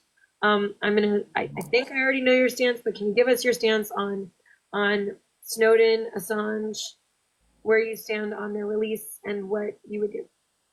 On day one, they walk free. They walk free, and we recognize them as heroes. And we support them for their critical support for our basic civil liberties, which are being, violated as a rule all over the place right now. These are heroes, and they need to be not only released. Well, Julian Assange needs to be released, and other political prisoners like Leonard Peltier. And I would include in that, people who are incarcerated now for nonviolent possession, use, or cultivation of marijuana and other drugs. Drugs should be treated as a public health issue, not as a criminal issue. So I would release nonviolent substance users and ensure that they have the appropriate treatment and support that they need. But in terms of Julian Assange, he should not only be, exonerated and released. He's a hero, and he should be compensated for his unjust and very destructive confinement that has been imposed on him really for 12 years, which has been outrageous and an incredible abuse of the principles of our legal system. The United Nations Rapporteur on Torture, who investigated Julian Assange's case in great detail. He's an international lawyer, and it just so happens he speaks Swedish among 4 other languages. And he was able to expose what incredible, what a scam the legal cases were that were mounted against Julian Assange. They were essentially violations of due process and, rule of law and facts of the case. So yes, and Snowden as well. He's welcomed home as a hero. Okay, thank you. I'm going to go down to Lindsay because I know she's missing another meeting for us right now, and I'm very grateful she's done that for us. Lindsay is a creator on this app that focuses a lot on her family. She has 2 children on the autism spectrum. She has a chronically ill son, and she is all about family. And I'm going to bring her up to ask what she's hearing from her followers. They want to hear from you. Great. Hi, Doctor. Thank you so much for being up here with us. This is amazing. It's really great for us to be able to ask questions, especially just being a regular person. I have no political background. I feel like an uneducated human. So thank you. Well, this is the way it ought to be, and I think it's really a shame on the system, because it is like it's regular people, who are our democracy, and that our, elected officials need to be able to relate to and answer to. So more power to you all. Thank you. I like to write run-on sentences, so bear with my question. I took a little bit from a couple people. One, why do you think we rarely see third-party candidates getting good exposure in the mainstream media? Because we'd love to know more about you and where you stand, especially with what's happening over in Gaza. I know you touched on it a bit, but I was wondering if you could perhaps explain to people that might not understand how losing our freedom of speech, which our current president signed off on, would greatly impact how we can protest and help to stop the genocide. Mm-hmm. Great. Those are fabulous questions. So first on why third parties, are kind of kept out of the media. So we have this consolidated corporate media right now that's mostly lapdogs to power. They're supposed to be watchdogs to power, but they're lapdogs to power. And more often they're concerned with doing the big interview, with landing something that's good for their careers, as opposed to, serving the cause of free speech, and being a watchdog. So unfortunately, the traditions of journalism have been horribly corporatized, and we have our schools of journalism now, which are all about career advancement. You've kind of lost, you've sort of lost the thread among lots of journalists that are, who are working for mainstream media. It's really a shame. And so they're not inclined to cover third parties. They don't want to ruffle the feathers of the big players that they want to earn their interviews with. So that's part of the problem. I think a lot of related to that is that you have these 2 very powerful political parties that are sponsored by the economic elites, and they do not want competition. And all the rules of the road are about silencing competition. They are very afraid because everyday people are really struggling to survive right now and really want other choices. So they're very frightened that people should hear. Our campaign since 2016, the last time I ran, we have been very shadow banned on social media. They don't want people knowing about us. And, I regard that as kind of a badge of honor that they're so threatened, but they are very threatened by independent politics that actually speaks to the things that people are screaming for. Most people want healthcare as a human right. Most people want to get rid of student debt and make public higher education free. And the vast majority of people want to end the genocide in Gaza, which is why they're coming down with an absolute hammer now to silence, alternatives. So I think that's the answer to your first question. The power structure does not want, ferociously, they really want to silence political opposition. The great Democratic Party that talks about what a friend it is to democracy is very busy throwing its competitors like myself off the ballot. They proudly announced that they have hired an army of lawyers in order to nitpick our petitions and throw people off, because their address changed or something not related, to the substance of getting a candidate on the ballot. They've created these outrageous requirements. In New York State, we had to collect 45,000 signatures in 6 weeks. It's inhuman. It's absolutely impossible. And none of the grassroots candidates made it. We came very close, 42,000. All the others, including the Libertarians, they got 4,000. We got 42,000, which tells you how on fire people are to shut down this genocide, which is, kind of a major issue for us. So this is basically what the Democrats are doing. They're silencing their opposition. Where do we stand? We saw a bunch of reports out of North Carolina this week that have been sent to me over and over again, that everybody who signed petitions for you, for Kennedy, people are knocking on their doors, asking them to sign new forms, saying they were withdrawing their signatures. And people are asking how their addresses got to these people. Wow. Showing up with clipboards, asking them to sign a revocation of their signatures from the petitions. Okay, this is the first that we've heard of that. If you can pass on to me, because we're going to court all over the place. Yeah. The Democrats announced back in March that they were hiring an army of lawyers to try to throw us off. In the 2022 election in North Carolina, they did the same thing to our Senate candidate, who was a peace candidate, and the Democrats called people who had signed the petition, because the petitions, they can FOIA the petitions, so they can get them, and then they call them, and they were pretending to be the Green Party. They were pretending to be the Green Party, telling signers to please take their name off the petition because the party decided they didn't want to run a candidate anymore, or something like that. Nonsense. And they happened to call the head of the party. They called the head of the Green Party and told him that the Green Party wanted him to take his name off the ballot. So he recorded the phone call and took it to court, and we were able to get him fined on that. But this is they should be in jail for that. I mean, talk about interfering with our elections. They want to point to some ludicrous tweets from the Russian Internet Research Agency, tweets that had nothing to do with the election, and they want to say that was interference. This is election interference. How can that not be fraud that sends people to jail? So anyway, I'm very interested to hear that they're doing this. They told us, they're also advertising for infiltrators. They're publicly advertising for infiltrators. So this is what you get. This is that war on democracy. This is that rising fascism that we don't have to wait for Donald Trump about.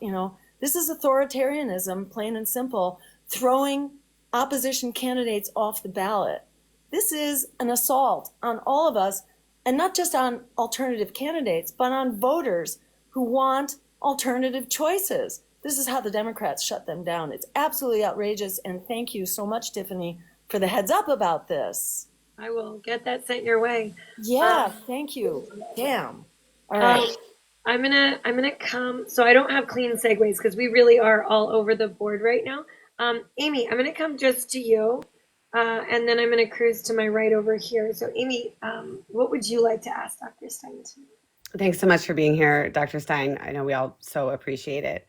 I'm a former attorney, and 4 years ago, my husband's former employer, Amazon, accused him of a crime. He was never charged with a crime, but we had to deal with the DOJ investigation for 4 years, and our assets were seized for 22 months, and we had to hire lawyers to fight to get them back.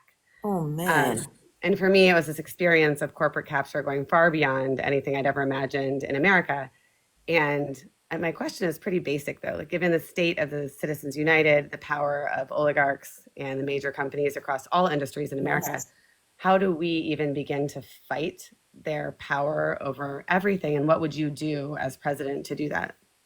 Yeah, right. I mean, this is a real problem. You can look at also what happened to Stephen Donziger, the attorney who defended the indigenous people in Ecuador, like just this was motherhood and apple pie, defending their water supply. They're really sick. They're dying from cancer. We had the same law firm represented Chevron against Donziger, who represented Amazon against my husband, Gibson Dunn. Yeah. And the Democrats are just like okay with it. They're just okay with it. I think it's just another example of what a state of emergency we're in. Our democracy is absolutely on life support. This corporate capture is in every dimension of our government. And, it's Congress, it's the White House, it is our regulatory agencies, all of them, and it's the judiciary. Mm-hmm. And this is why, the Declaration of Independence says that all just power derives from consent of the governed. Our system has become so corrupted that nobody has confidence.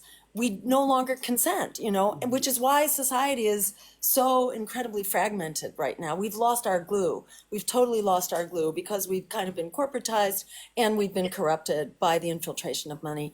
And, I think how we approach this is one step at a time. We do what we can do, and we move on that first. So let me just say, on day one of our administration, we initiate an antitrust lawsuit against the corporatized media. So at least we can begin, and that's something that the presidency can control. We can begin to free up media so that we actually have honest reporting, which is really important for mobilizing people. You have to mobilize people in order to, fix these problems. People need to be informed about what the problem is and how it can be fixed. We don't have a functioning press right now. So it's very hard for us to ever gin up the momentum that we need to solve this stuff. One of the big problems in the judiciary, has been basically the influx of money coming in through these so-called nonprofits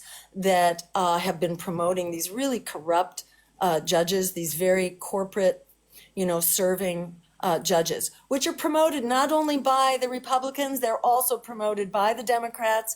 And we've seen Schumer, line up to move through these judicial appointments that are awful. And, I think it's, what do we do with the judges, the corrupt judges who are already appointed? I'm not sure, but in part, having a media that will actually talk about this and hold their feet to the fire is really important. And also to begin challenging money in politics. In my home state, one of the things that I had, did early in my kind of political activism, experience, I became part of a coalition that was working to pass campaign finance reform and get big money out of politics, the so-called clean elections law, which we passed by voter referendum because the legislature won't touch it with a 10-foot pole. They don't want to threaten their big donors. So we created a system of public financing, which doesn't get rid of the corrupt. We need to do that also. But at least if you have the option for public financing, you create, you have a fighting chance and you can begin to get other candidates elected who don't have to go through the same kind of corporate filter in order to get to office and raise the money that they need and so on. So, we can begin to move public financing, which the public supports in enormous numbers. And this is one of our priorities in our democracy agenda, to move forward public financing, and to expose at the same time those who are supporting the corruption of our judicial system so that we can interrupt this flow of corporate appointments to the judiciary. That's not going to solve the whole thing, but that at least gets us going together with, the role of the press in pointing this stuff out, because these stories are so outrageous and they infuriate people. People identify with this sense of being, victimized by big corporate government. And I want to just quickly point to what happened under Richard Nixon, who was one of the most conservative presidents ever. And we had a very conservative Supreme Court. But we, the public, were so mobilized at that time, we were able to push through that court, Roe v. Wade. And we were able to achieve legalization of abortion for the first time, even through a conservative court. When you're mobilized, at the end of the day, like Alice Walker said, it really is having the courage of our convictions and standing up. And when we do that, there's all kinds of stuff we can achieve, but there are lots of roadblocks right now to mobilization, and the corporatized press is a big one. You just mentioned, and I want to go to their questions. Just so everyone knows, Dr. Stein has offered us 2 hours tonight, so we're not as pressed for time as we have been in other lives, which is great.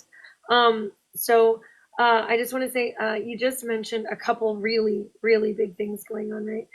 But you just mentioned that we were able to get Roe v. Wade passed. In RBG's, in Ruth Bader Ginsburg's opinion, she wrote that it needed to be codified because it wouldn't last. Like, it was likely to be overturned at some point if it wasn't codified.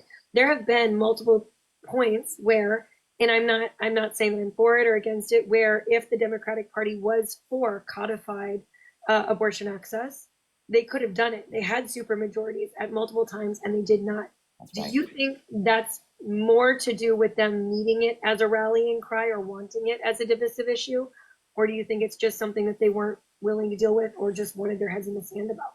Well, it's hard to avoid the conclusion that this was just a fundraising tactic they didn't want to give up.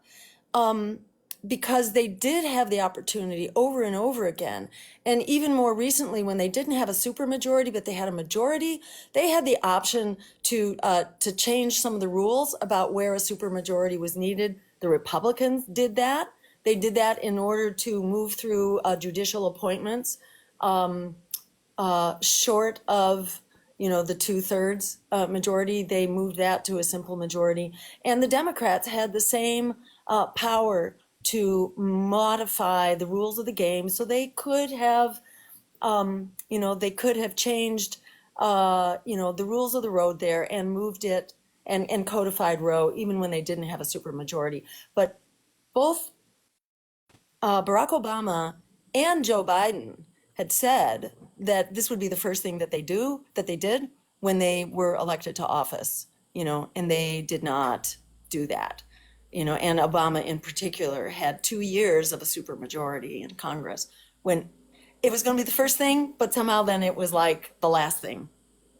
So why is that? I think it reflects that we are not the priority. We, the people, are not the priority. It was Wall Street that was the priority from the get-go. And so it just wasn't, what was the first thing Obama did? He appointed Larry Summers to the Department of Treasury, Larry Summers, who had basically trashed the protections, the Glass-Steagall Act.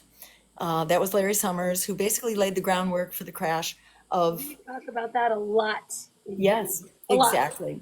Lot. And that really kind of revealed Obama's hand and where he was. Let me just ask you, there's a heater which is buzzing here. Are you hearing background buzz? Nope, you sound great. Okay, great. All right, terrific. Everybody agree with me on that? Yeah, okay. I'm going to take you down to James Lee, who is an investigative reporter that covers a wide diversity of issues. He is really a citizens journalist, but he came from the world of big corporate wealth management and development. And he has some really interesting questions. I'm going to go down to James, and we're going to see which he is most motivated after hearing what you said so far to start with. Hello, thank you, Dr. Stein, for being here, and that's a lovely way to put my credentials, Tiffany. But yes, I do a lot of citizen journalism work. I come from the corporate I have a corporate background. I'm an MBA grad. I did management consulting for a number of years, specifically in big pharma during COVID. I have some stories that I won't talk about here. But my question is somewhat related to that. I wanted to ask you about universal health care. I know Medicare for All is a big pillar for the Green Party.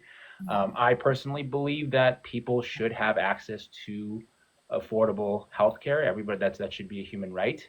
But my question is around sort of the collusion between government and business when it comes to healthcare. We know that universal healthcare, Medicare for All, necessarily means that it's government healthcare, and we saw during COVID, government health officials, Anthony Fauci, CDC, I would say disregarding science, whether it be about mask wearing, social distancing, that this has all come out, changing quarantine periods based on feedback from CEOs, this type of stuff. And now we know that they were trying to circumvent FOIAs to hide their involvement with gain of function research, closing businesses. I know that's impacted a few people in here, as well as many regular Americans. And I was watching, you mentioned the congressional hearings. I was listening to the congressional hearings, and the Democrats are basically, hailing him, Fauci specifically, as a hero. Republicans seem to be attacking him for purely partisan reasons. Now, I'm curious to hear, what are your thoughts about Fauci's leadership? Because a lot of people will point to him and say, how can the government be trusted to run healthcare? And do you think he should be held accountable for basically lying to Americans? Yeah, okay. Those are all really great points and great questions. First, let me just say that Medicare for All is not a government healthcare system. What it is government facilitated insurance so that there's only one insurer. Basically, it's a simplification of insurance. Right now, insurance and the bureaucracy surrounding the tracking of insurance, there are hundreds, if not thousands, of different insurance plans. And simply tracking which plan is going to cover what consumes 1/3 of our healthcare dollars, which is for this massive insurance bureaucracy. So Medicare for All is simply a simplification so you get rid of that insurance bureaucracy. It doesn't change the individual provision by separate providers. It doesn't actually manage that. It doesn't change that. It's only the insurance which changes. The questions you're raising would apply more to a national health insurance plan, like what Great Britain has. And that's not, many people regard that as kind of an ideal, but it's not something we're ready for right now. We're not advocating for that at this time. There's a fair amount of dialogue and discussion and education that has to go into that, and addressing exactly the kinds of questions that you have. But let me say more generally to those questions, what about this government corporate collusion? Because we did, there was a lot of that going on in COVID, and not just COVID, but in general. I mean, look at Big Pharma and its control over our, reimbursements for drug expenses, for example. The Democrats have long been claiming that we would have this bulk purchasing program. So what did they finally do in the Inflation Reduction Act? They're patting themselves on the back on this great program. Well, this great program is going to amount to, I think it's 10 pharmaceuticals by 2026. And there are thousands of pharmaceuticals. This is just a drop in the bucket. They're really not fixing the problem. And we see that over and over again. I can tell you stories about our effort to implement Medicare for All in my home state through a referendum where, again, wasn't so much government, but it was the industry that slammed the referendum campaign with false advertising, basically, and outspent it 50-1 and beat it back. But we're seeing this in many aspects of healthcare, in all aspects really of regulation, whether it's vaccine policy or whether it is GMOs, whether it is the regulation of the airlines industry, whether it is opioids, and the influence of the Sackler family that basically they basically purchased the permissions that they wanted for fentanyl and opioids and created this mess where 100,000 people are dying every year because they can buy influence. So it has completely eroded our faith in government institutions. There's just been all these disasters. Look at the EPA right now and their cover-up of the East Palestine spill.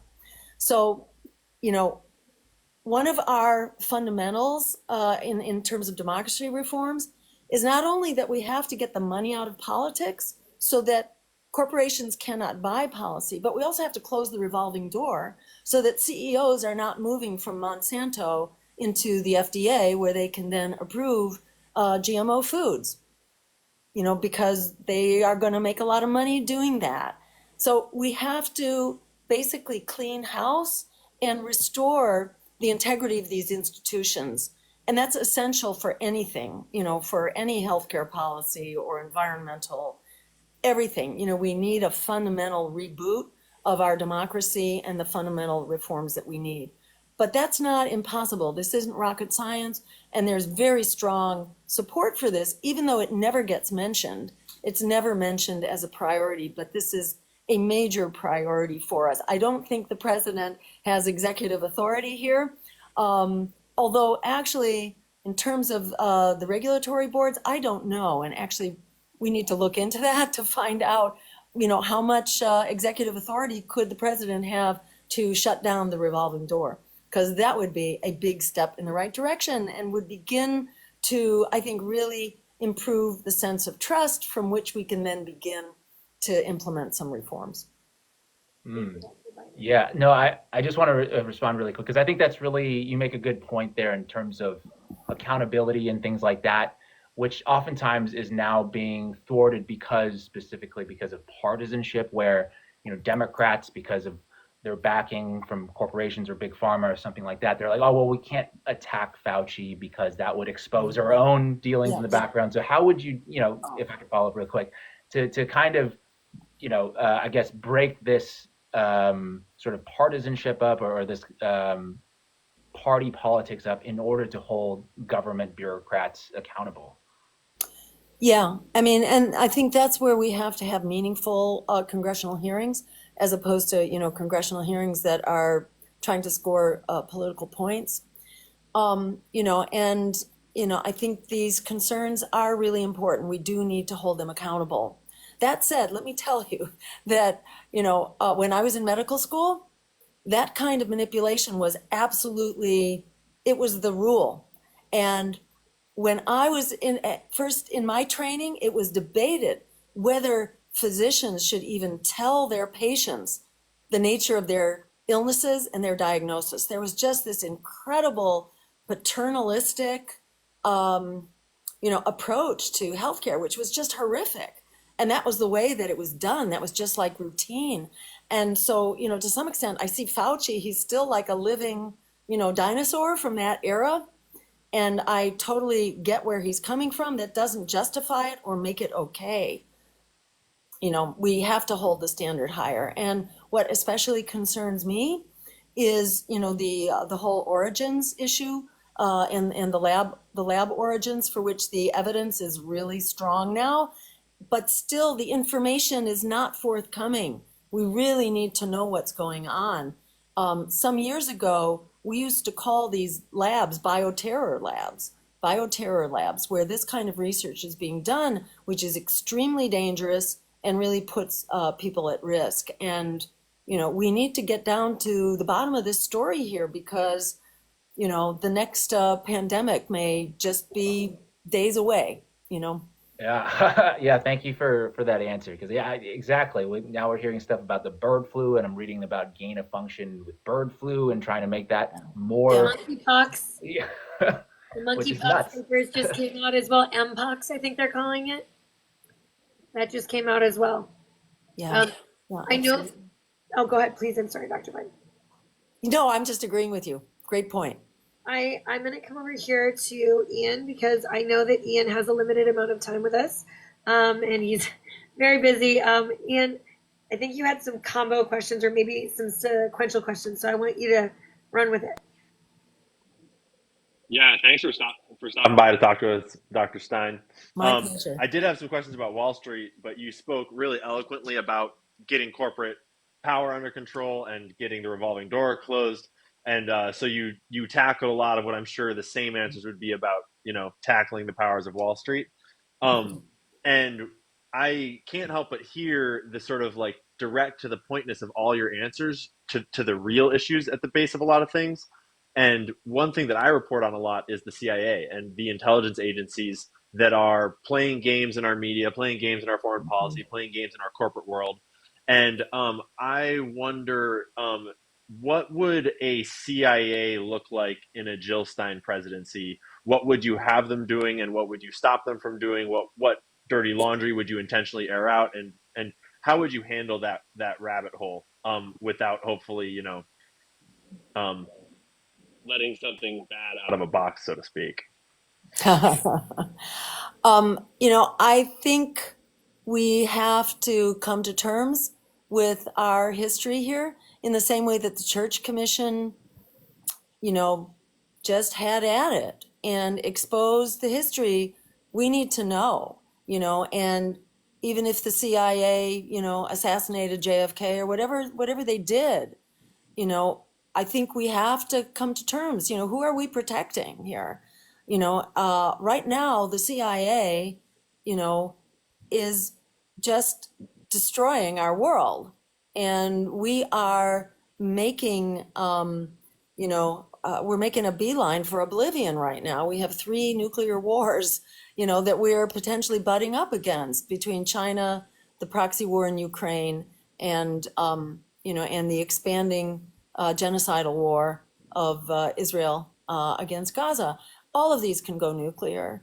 And, the whole disinformation apparatus, which is enormous and which the CIA has loads to do with, we need a foreign policy that is transparent, that is based on international law, human rights, and diplomacy. We don't have that. And, we need to, we can't have a kind of a secret government, and a secret military. We need to get that under control. This has been a disaster ever since the CIA was created. We have been overturning governments, and it's now something like 80 of them, 70, 80 that we've overturned. Most recently, Pakistan, where we put Imran Khan into jail. Because why? Because he wanted to be neutral on Ukraine. This is like how incredibly enlightened and helpful U.S. foreign policy is. It's just crazy. It's nuts. The world is on fire right now. It's too dangerous as it is. We need to get these monsters under control, who are creatures of the military-industrial complex or Wall Street, which is where the CIA originated. I think we need a whole lot of hearings here to be clear on what exactly what has gone down. And we need to get it under control, even if that means maybe we need to put an end to the CIA. I could not have imagined a better answer. Thank you. I do have to go in a little bit, but I'm going to stick around and keep listening for as long as I can. Really Great. enjoying what you're saying, Jill. Thank you. Great. Thank you so much. Thank you so much. That was such a detailed answer, and I really appreciate you not dancing around the questions.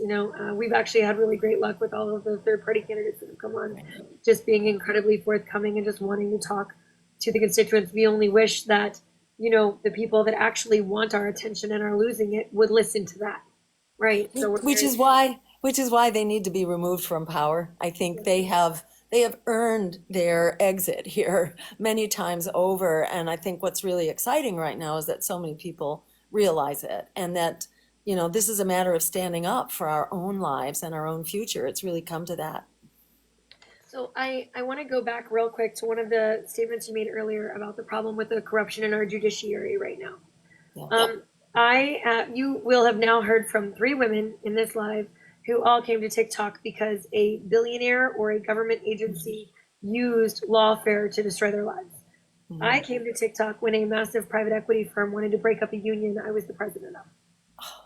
And they have spent, it has been estimated, $11 million destroying my life. I teach special needs children music classes, and they want to stop me from doing that. And they've worked very, very hard to stop me from doing that. They've been doing it to me and hundreds of other small businesses all across the United States. It's a private equity-backed firm called Unleashed Brands.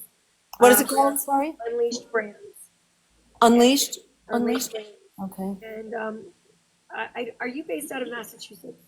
Yes. Okay. So just as recently as 4 weeks ago, there was a lawsuit against a small Massachusetts franchisee that also teaches special needs children in your area. Mm-hmm. And they didn't have a lawyer. They couldn't afford it. This company has spent limitless amounts of money using me as the example to threaten all of these other brands.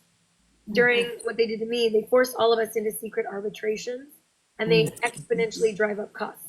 And one of the things that we've been noticing is that across the board, every American is bound, if you're of voting age, to no less than on average 80 arbitration agreements, forced arbitration agreements. Some of them are entered into very willfully. Most of them are very, very secretive or very nefarious. Some really good examples, for instance, would be like you buy a washing machine at Best Buy. That washing machine has an arbitration agreement written in the warranty paperwork inside the box. You don't get to see it. You don't know you're agreeing to it. But if that washing machine blows up and your house is gone, you will be forced into an arbitration based on a document you never agreed to. We're seeing it happen to families all across the U.S. right now. In another one of Unleashed Brand's businesses, they have these trampoline parks called Urban Air. Urban Air, they have these huge zip lines and big attractions. And when you sign your kid in for a birthday party at the front door, they have like a 90-page document you never see. You just click terms and conditions and you go. It has an arbitration agreement, maybe a confidentiality agreement, a non-disparagement clause. Well, over the last few years, dozens of kids and parents have fallen off these zip lines, 30 feet to concrete floors, breaking every bone in their body, brain damage. One mom was internally decapitated at her kid's birthday, and nobody knows about it because they're forced into arbitration. Does the Green Party, does Jill Stein have a perspective on forced arbitration? Do you support either changing the franchise, the federal franchise, sorry, not that one, the Federal Arbitration Act? Do you support transparency in arbitration? Like, how do we make it so that the public can see bad behavior if it's all hidden behind closed doors? And what is your big feel about that issue? Yeah, I mean, my basic, view is that this is really outrageous. This is the practice of lawfare. This is, this is a corporate abuse of, consumers. This is the kind of thing that Ralph Nader is really good at. And I don't know what his policies are particularly about this, but this isn't rocket science. This kind of abuse should be stopped, and, it should be systematized, because this is just another way in which everyday working people, are the fodder for corporate profits. And they have all the big lawyers, and, for them to be imposing these ridiculous agreements on people, through the terms of use that nobody ever reads, no one could understand anyhow. I mean, this whole framing of consumer relations is just outrageous, and it should be stopped at the system level. And, if you have thoughts or ideas about where there are good solutions here, because this should be stopped, at a system level. It's nuts for people to have to try to fight this. You can't. And it's horribly abusive, and it's just typical for what you see from, big, powerful corporations with lots of corporate lawyers. And I'm sure this is on Ralph Nader's radar. So I'd be, really interested to see what he's proposing on this. It's really horrible. Do you know of any, I'd be interested what kinds of resources you have to find out more about it. I can connect you with resources. The biggest problem is that the Supreme Court keeps upholding this expansion of the Federal Arbitration Act. It originally started because companies that were dealing with very nuanced, super esoteric law wanted to be able to choose a judge that knew about that nuanced law and pay for it with their own money. And so when it was originally conceived of, it was intended for like what's happening in Baltimore Harbor right now, where you have a shipping company and you have a construction company that both have issues related to a maritime law issue, and one in 100 judges knows maritime law. Yeah. Those two companies that have very large resources, they didn't want to have to take a crapshoot in what judge they would get and then spend millions of dollars just having their lawyers teach the judge about maritime law. Thank you, Ian, for being here. We're really grateful you could be. So they asked the government to pass a law that when they had equal financial footing and they had this nuanced law, they could choose a judge that already knew the law that both parties agreed to. That way they didn't have to spend all these extra resources. Mm-hmm. When it passed, that's what it was for. These big parties on equal financial footing. Good It point. was presented as a way to drive down costs. What it has become is a way to hide from any corporate responsibility, any free market response, every single arbitration agreement that people don't know they're signing now. Like if your phone probably has 35 of them that you're looking at right now, Mm-hmm. right? But people shouldn't need a lawyer to go to a birthday party. They shouldn't need a lawyer right now. The Live Nation ticket lawsuits over the Taylor Swift antitrust issues, they're forcing, or at least they're trying to right now, all of those litigants into individual arbitrations. Because on the back of a ticket, it says you're going to have an arbitration agreement and there's a no class clause. So you guys can't work together. Nobody knew that was going to be on the back of their ticket when they bought it. And right now, yesterday and the day before, they were in court with Live Nation arguing that these people should each have to pay for access to these arbitrators if they want to bring a case against Live Nation individually, and it should be secret, sealed, and no one should know what happened. Wow. Case. Wow. Which was $27,000 a week I had to pay him if I wanted my case heard. Oh, God. To have a judge.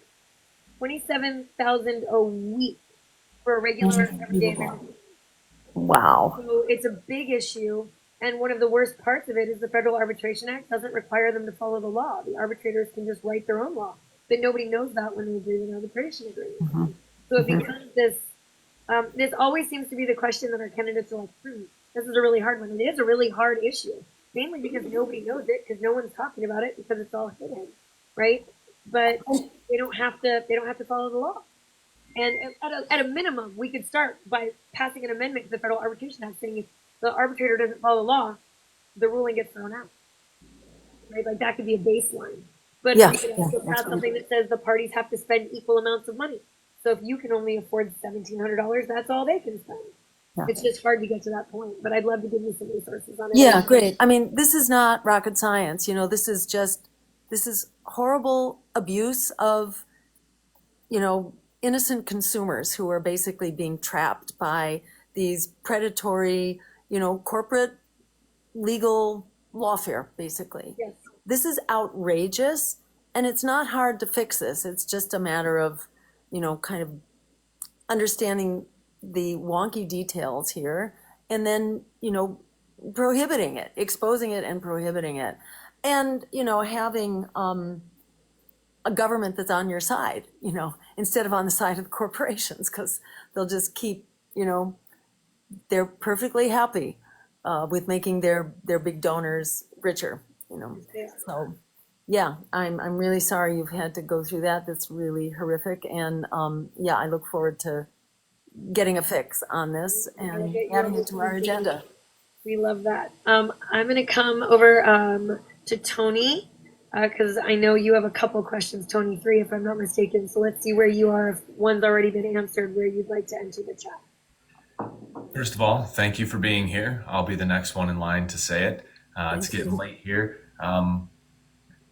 My big thing, I came from local community efforts. So chambers of commerce, visitors bureaus, boards of directors. And one of my favorite experiences was working through a community revitalization, where they're taking 20 years, 2-3 decades worth of work and finally finding a city manager and a team to start getting these things done and implemented. We're talking about knocking down brownfield sites and getting grants for it, revitalizing piers, and you know all this stuff. So that to me, in those spaces, we see cooperation. We keep talking about mobilization, which is a great topic that I'm glad we bumped into a whole lot tonight, is mobilization, because it's been a huge issue. But cooperation is the other, and facilitating that on a local level. I've seen people come together who otherwise annoy each other to death with their political views, but they're there on one common goal. I think rebuilding community, focusing on small businesses, personally, I feel like that elevates everyone's mood in general. And that's kind of waxing poetically about it. But I would like to know, what are your thoughts on the state of small businesses and the opportunities that are afforded to them, either by their local municipalities, to the state, to things that are facilitated on a higher level? What are your thoughts on that? How do we change that? And yeah, are there any things in particular that you would like to point out about a Jill Stein presidency that would address facilitating that kind of growth? Great. And let me just say, I really agree with all the points you're making here, is that it's much easier to get people collaborating and working together at the local level when people are dealing face to face, for sure. And often national stuff is getting in the way of that. It's like things are so, our tax dollars are being so abused and wasted, and half of our congressional budget, is going to the endless war machine. What's with that? Those dollars should be made available to our communities for housing and healthcare and schools and all that. Stuff is just so much easier to get to agreement and build community at the local level. It's absolutely the priority. And small businesses are like the missing link right now, because small businesses have been just drastically in decline for well over a decade. It may be 2 or 3 decades, but there's been just a disastrous decline in small businesses, and then especially with COVID, with the big corporate subsidies that were handed out that were not handed out to small businesses. This was a disaster, especially for communities of color and low-income communities. This was especially hurtful. So yeah, small businesses are a very important part of our agenda. Our Green New Deal, very much prioritizes delivering resources to local communities to use to green their transportation, their resources. Hold on, let me mute somebody. Bear with me. There you go. All better. Sorry about that. Is that working? Yeah, sorry. It wasn't you. We brought somebody new into the box and I just needed to mute it. Okay. All right, great. Yeah. So, spending our dollars locally is really important. This isn't exactly, this is sort of on a parallel track. One of the things we want to do in education, is first, let's get students out of debt so that they can actually then create businesses, and create their own, visionary plans instead of being widgets in some predictable corporate job that gives them a predictable paycheck to, pay off their student loans. We need to unleash a generation, more than one generation, of young people from debt so that they can actually begin to create businesses. We need to make small business loans affordable. With inflation and with rising interest rates, it's really added to the, to the desperate straits of small businesses that have a very hard time. And I would add cooperatives to that as well, to local co-ops, as well as small businesses, and, help provide the, the supports as well as the financing for co-ops as well, for us to create, a diversified set of models for people to, invest in their local economies. And then we're also, it's our goal as well to provide equitable education for K through 12 so that education in the community is not depending on your zip code and what the price of housing is, so that you're raising the floor for everyone across the country through federal dollars to improve our schools so that, we just have a more capable workforce, a better educated workforce as well. So all those things, I am confident, are really critical for supporting a more vibrant, local, small economy, as opposed to like the big national corporate behemoths that are not sensitive to what people need and what people want, and tend to be much more abusive in their employment practices and so on. Does that get at some of what you're?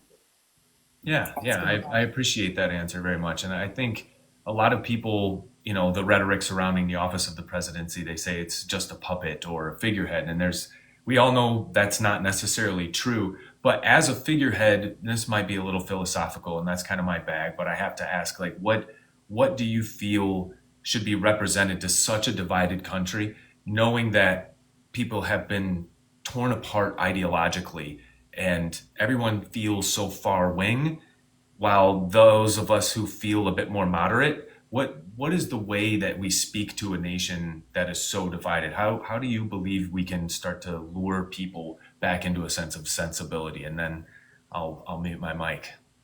Yeah, I mean, my impression is that people are in crisis right now.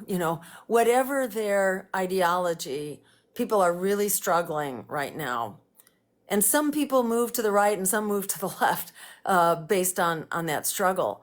But, in my view, the objective here is to overcome the ideology. I don't see things so much as right or left as top, elites versus everyday people. And, that's the kind of language I find very unifying, so that we're not getting pigeonholed, but we're actually speaking to people's needs, in the same way that many Bernie supporters flipped over to Trump, because they're just really pissed off, because, and actually studies show, where does fascism come from? Fascism comes from the denial of human needs in a really severe and prolonged way. People basically just begin to flip out and become very susceptible to demagoguery when they are just being hit really, really hard over and over again. That's where people start getting fascist. And, in this country, we've seen such really terrible downward mobility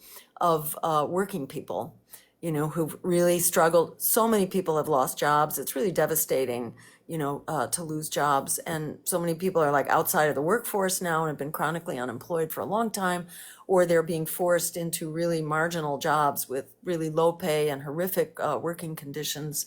So I think people are extraordinarily stressed. And, in my view, you see people back off of their ideology, extremes when they have hope and feel empowered to, have a government that's responding to them, that's talking about their needs. So much political dialogue right now, it's just being ginned up by big donors. It's really not about what people need.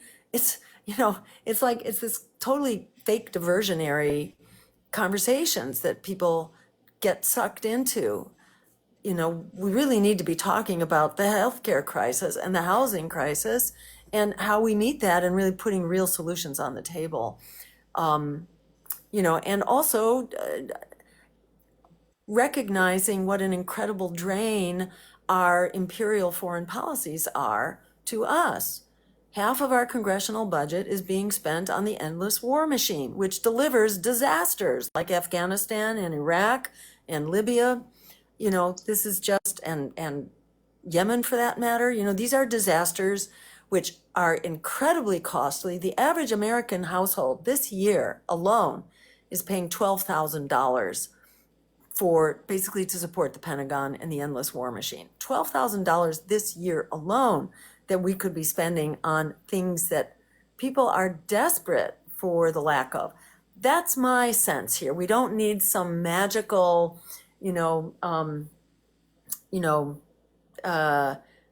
idealistic language or to cast some magical spell. We just have to talk about where people are really, really hurting. I think people really appreciate that when you do a reality check with them about what their lives are actually like. And most people are really upset. We're looking at this incredible rise now in the diseases of despair. We're looking at, longevity that had taken our lifespan was going in the wrong direction. Now it's kind of turned around a little bit, but we're way behind other developed nations. People are just being abused broadly and especially economically. And when we begin to address that, then, suddenly people start becoming much more reasonable and invested in our communities again. And I think your point about being focused on what we need in our communities is really, really helpful and just builds a greater sense of belonging and participation, and that we all We all have a stake in this. It's not rocket science. And, I think it's a symptom of how corrupt our communications, our media, and our political system is right now, that people are in such desperate straits. And by putting those systems back on track, I think things just get into a much healthier mode of dialogue and collaboration. Thank you, Dr. Stein. Can I want to piggyback very briefly because I know we have some more questions right here. One of the things that we've talked about quite a bit in several of our lives recently with a bunch of the creators is that one of the things that's regularly contributed to the increasing divisions in not just the populace, but the parties is the incessant, especially since Citizens United, purity testing that goes into the primarying, and then the purity testing that's happening when we're grandstanding just for sound bites on the Senate floor, right? On the House floor. Are you a party of absolutists? If you get in there, are you going to be a party that says, I need all of this, or I'm not budging? Or are you a party of compromise that's going to seek progress where progress can be achieved to start to bring us back together? Yeah, I mean, in the things that I've been a part of, these are coalitions, like passing the campaign finance in Massachusetts. This was a big coalition based on principle. And, I think you need to build a coalition that's based on shared values and a shared vision. And that's how you build power from the grassroots on up. Are we going to be forced to make compromises with Republicans? Possibly, and you have to be open to that. You have to be open to that because that's essentially, the name of the game in politics. It's about compromise and the world of the possible. But in my view, it's not about deal making nearly as much as it is about building support from the grassroots up, about shared values that address our really desperate and urgent needs. So, I see us moving forward from a position of building strength that's focused on achieving goals that are really shared by a lot of us, so that it's not a matter of cutting deals so much as it is building momentum and building support to move forward. Thank you. I appreciate that. And I think that so much of what goes on in Congress is all about grandstanding, and it's all about, meeting the needs and the dictates of the corporate donors. So the whole process is just corrupt from the get-go. I'm going to go all the way to the bottom to Purple USA, who has built an amazing platform and a website about uniting. There's a lot of unity. You're going to see a lot of us unifiers in our groups. We are very big on bringing the hate out and the common sense and the agreeing to disagree back. We really want a lot of us in our lives are firmly or closely of the mindset that we are only kept divided so that we never work together to create accountability. And so Purple USA has been building a really amazing platform and a website to give people resources for compromise, for cross-party coordination, and for the people that want to come to the middle and third parties and just want hope instead of hatred and rage. I'm going to come down to you and ask you to give us your question. That was just an unbelievably kind introduction. Hello, Dr. Stein. I cannot believe I'm talking to you right now. My name is Bree, but I do have purple-usa.com. And I really do think unity is all we've got left at this point. And that's kind of what my platform focuses on.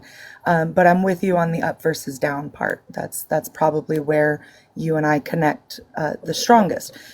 And I guess my question is, it's kind of like a lead up, but the Forbes 400 had 2.88% of all of the U.S. wealth at the end of 2023. The bottom 25% of us had about a third of that. And I guess, because we've talked quite a bit about what we could change about so much corporate power, but how do you stop the wealth just being hoarded at the top like that? That's my question. Great. Those are great questions. And, it's important to recognize that that didn't happen out of thin air. That happened out of policies, in particular that gave huge tax breaks, among other things, and tax giveaways actually to the very wealthy. Especially the what I call the aristocracy tax, the inheritance tax that was kind of dissolved. And so you have huge accumulations of wealth that then just get passed on to families. And then you have kind of lower, declining living standards among working people who can no longer survive, let alone accumulate wealth.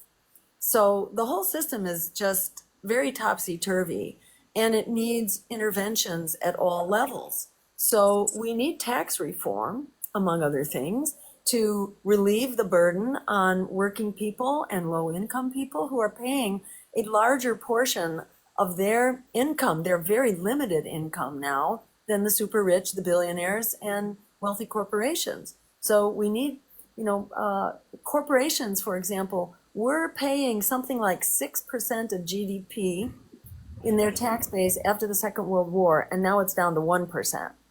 So their tax base, their tax responsibility has been slashed, while they're rolling in dough, and everyday people are struggling to survive. So we need to go back to taxing the rich and asking those who benefit most from society to pay their fair share. That's a really important part of this. At the same time, we need to support working people. We need to raise the minimum wage so that the minimum wage is a living wage. It needs to be more like $20 to $25 an hour for working people. We need strong union support. We need rules that allow the formation of unions instead of these all-out assaults on unions, which are, again, another form of lawfare. We need health care for everyone as a human right. The most common cause of bankruptcy right now is actually, medical bankruptcy among people who have health insurance in this really lousy, predatory system of health insurance. So it's not rocket science how we begin to intervene to support everyday working people so that they have economic security and dignified lives. And at the same time, how we change the rules of the game so that the super wealthy are not allowed to just continue, extracting wealth from everyday working people. It's not rocket science. It's a series of policies. And, I suggest going to our agenda at jillstein2024.com, to get more of the details. But we have an extensive policy about how we begin to right the balance again so that working people are secure and prosperous. Thank you. I appreciate it. Do you mind by chance if I follow up real quick? Sorry, Tiffany, go ahead. No, I was just going to say, go ahead. I just need it to be short. We are going to run short of time, and we have about 8 more in the audience too. Go ahead. Okay, so I was just going to follow up real quick. With the majority shareholders of Amazon and Walmart being on the Forbes 400, but Amazon and Walmart being two of the largest employers of welfare recipients, even though they work, is there anything, is it public shaming? Is it a billionaire tax? Is there anything we could do about that, like a discrepancy that clear? And it may be the same answer as before. I just wanted to follow up. Yeah, I think it's all of the above, and including raising the wages, providing the health care that they need, and again, just limiting corporate influence in government and in policymaking. Because when the likes of Walmart and Amazon, get their lobbyists on any particular bill, they just continue to elevate their corporate profits in all sorts of ways. It's like, an octopus with 1,000 tentacles. They get their hands into all the pies. And, we have to get money out of politics. We have to stop the influence of lobbying and, really just roll them back so that our government doesn't belong to them. We have to consistently call them out.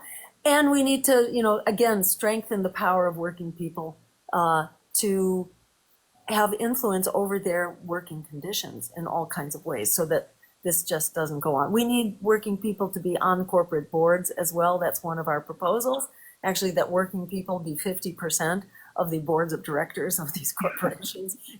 Any number of policies like that would really just dramatically change conditions, making it easier to form unions, and then requiring, that there be contracts and supporting working people in getting their demands met for the approval of these contracts, and forcing corporations to sit down and negotiate with these unions, that they use lawfare to block the unions from getting formed in the first place. So the agenda that we have really addresses kind of the structural problems here.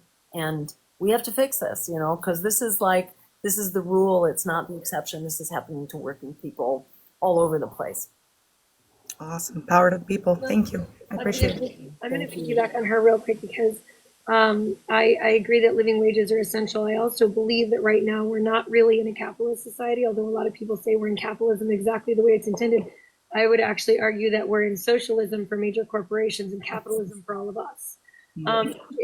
I worry, my biggest concern with the idea of imposing $20 or $25 as a minimum wage is that one thing that has become implicitly clear is that whatever we get, they will find a way to take in greater and greater numbers unless we address the fact that corporations are able to, because of their monopolies at this point, because of the level of control they have, and because the same people are on the boards of all these companies. Right now, we know that the corporations are buying up all the housing. If we get $25 an hour, they will raise our rent. We know that they have control of the food supply. If we get $25 an hour, they will just keep raising prices. And we also know that historically, when inflation came, right, which I think you consider a hidden tax, I think most of us consider that a tax. When inflation has historically come, 11 cents of every dollar went to profits during inflation. But since 2020, 53 cents of every dollar has gone to profits. Mm-hmm. So if we give somebody just more money and we do that, they're going to take it. Is there a better way? Is it creating very heavy taxes for corporations whose employees are all on government assistance because they're not paying a living wage with record profits?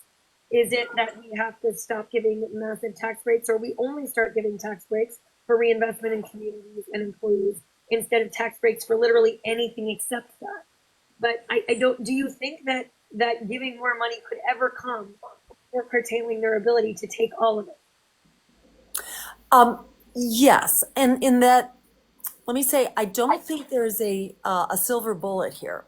I don't think one fix is ever going to address the problem, because as you make the point, there's just so many ways they can do an end run around whatever improvement gets passed. That's why, to my mind, as someone who's been active on a whole lot of issues over my my time, my decades in political activism, I've really covered the waterfront in a whole lot of different issues. And I've really become quite convinced any one issue, you can't fix this around the margins. The essential thing that has to happen is that there has to be a kind of reclaiming of our power of democracy, which is that we, the people, need to be running the show. Right now, it's the lobbyists and the corporations who are running the show. Whatever policy you look at, they are running the show. So the overarching answer here is not this policy or that policy. It's basically an issue of power. It's a matter of restoring power to the people. That's what a democracy is supposed to be. And there are many fixes for that, and it's really inseparable from a democracy agenda that gets money out, gets people back in, that makes it possible for people to have meaningful choices in our elections, not just have these two zombie candidates from two zombie parties forced down our throats. It's all of these solutions that basically put us as voters, we the people, back into the driver's seat. So we're not just subservient to big corporations who, for whom we are just fodder for the latest profits. We have to really think big here, and we have to really go for big system change at the same time that we're implementing a very specific agenda. Thank you so much. We have one, I'm going to come to next door, but I have one question that's a very short yes, no, probably, that came from the comments on this issue. Matt in the comments asked, do you support a federal tax, a prohibitive federal tax on large corporations, hedge funds, private equity funds owning single family home residences in any significant number? Well, yes. And, I'm not sure exactly which, particular tax and so on, exactly what the way is to control this. But this is not impossible. This is really critical. We have to prevent corporations from buying, and these private equity firms from buying up our housing. This is absolutely outrageous. And there are various ways to approach that, but yes, it absolutely must be done. Thank you. All right, so Savage Poultry, first of all, I love your handle. You've never been up in one of our town halls before, so I'm really pleased to welcome you up. I'm glad you're here. I've seen you down in the comments participating. I haven't gotten to talk to you yet, but so this may not be the perfect segue to your question. I apologize. I try to thread a needle as it goes to keep the conversation going, but what question did you have for Dr. Stein this evening? Oh, let me unmute you. Hold on, I gotta unmute you. Let me try this again. Wait. We can't hear you. There it is. Okay, go ahead. Can you hear me now? Yes, we can. Can you hear me now? Yes, we can. First off, Tiffany, thank you for your coverage of the Libertarian Party National Convention. Great. Thank you for calling out Trump and his goons for trying to take the thing over. That was very brown shirt-esque of him. But anyway, I'm worried about the third party vote being split between so many people, and like I know like Chase Oliver is probably not going to win. He's not going to get but the 2% that Trump was disrespecting our party with. You're only going to get 2%, so what's the point? Join me, okay? Well, coming off like Lord Vader's boss from Star Wars, but. Like we're not going to join the dark side. We've come this far into a third party candidacy because we see the problems with the two existing parties that are basically all at the same party together, eating from the same trough at our expense, and this warfare state that needs to be dismantled. I see the Green Party wanting to dismantle the warfare state. I see the Libertarian Party wanting to dismantle the warfare state, to defund AIPAC, defund the Israel war lobby. Okay, all these core things that we all want. Like I even like all my neighbors, like I'm a first generation farmer trying to build a farm for my kid. All my neighbors around here, they're all Trump voting farmers, but the only reason they're voting for Trump still is because they're clinging to that $1.50 a gallon that they remembered, and from that they paid for gas, 4 years ago. And like with inflation, like those numbers are never coming back and they just don't get it. You know what I mean? And Trump printed money too. Biden just picked up where he left off. It's all two arms of the same monster. So the people got to get together on this third party thing. But can the third party candidates get together? Is there any possibility that we can do like what they do in Europe, where different minority parties actually get together on a single ticket to accomplish something and take the monster down? Can we have a libertarian Green Party anti-war one ticket candidacy? Is it possible? Can we make it happen? And can we actually, I know a lot of libertarians like myself, we're willing to work across the aisle with the Green Party to actually like get some stuff done. Things that we do have in common, like the warfare state has to go. And even people who disagree with a lot of the programs that people on the left want, well, like if it's a choice between bombs that are going to kill little kids overseas or paying off your niece's, school debt, like I'd rather the money stayed here. Like, and I think most people, even on the right here in the U.S., we all agree on that, and we all have the same problem at the grocery store. We all have the same problem at the gas pump, the same problem with wages. Like, and I think we're all starting to see like this same problem, and we're just kind of pinned between, like that South Park episode where you have to vote giant douche or turd sandwich, and I think that's really what our choices are like, and more Americans are starting to see that. So that really is the case. That's the reality for us, and it can't be. It just can't be. So like, is it possible to have? And would it be legal to do it here, to have a multi-party coalition ticket the way that they've done it in European democracies? That's a great question, and I would love to know Jill's answer. I don't know, so I would love to hear. Yeah, and And the issue is not only Greens and Libertarians, it's also Cornell West, it's PSL. There are lots of subdivisions. And let me say, the Libertarians have always been on the ballot across the country. The Greens have typically been on just about all the ballots. We were on 47 last time. This time we're going for 50. But the other candidates pretty much fall off. They're only on the ballot in a handful of states. So they are not, what can I say? They are really important voices, but they're really not going to be there as choices. They are not going to be on the ballot at the end of the day. They're not going to be choices. So yeah, between Greens and Libertarians, there is so much common ground. And, you know, there are. Oh, hold on. She's getting a phone call. Dr. Biden, when you come back in, you might need to. Let's see. It might echo. I apologize. Let's do a testing real quick. Can you say testing for me? Are you hearing me? Yes, we can hear you. Are you hearing me? Okay, sorry, I went into low power mode there. Oh, I see. Privilege, such a privilege to be able to. Hold on, she's coming back, guys. I'm going to send the request for her camera back. Low power mode kills the camera. We get it. Are you seeing me now? You sure are. You're perfect. You can Okay. keep going. All right, good. All right, good save. Yeah.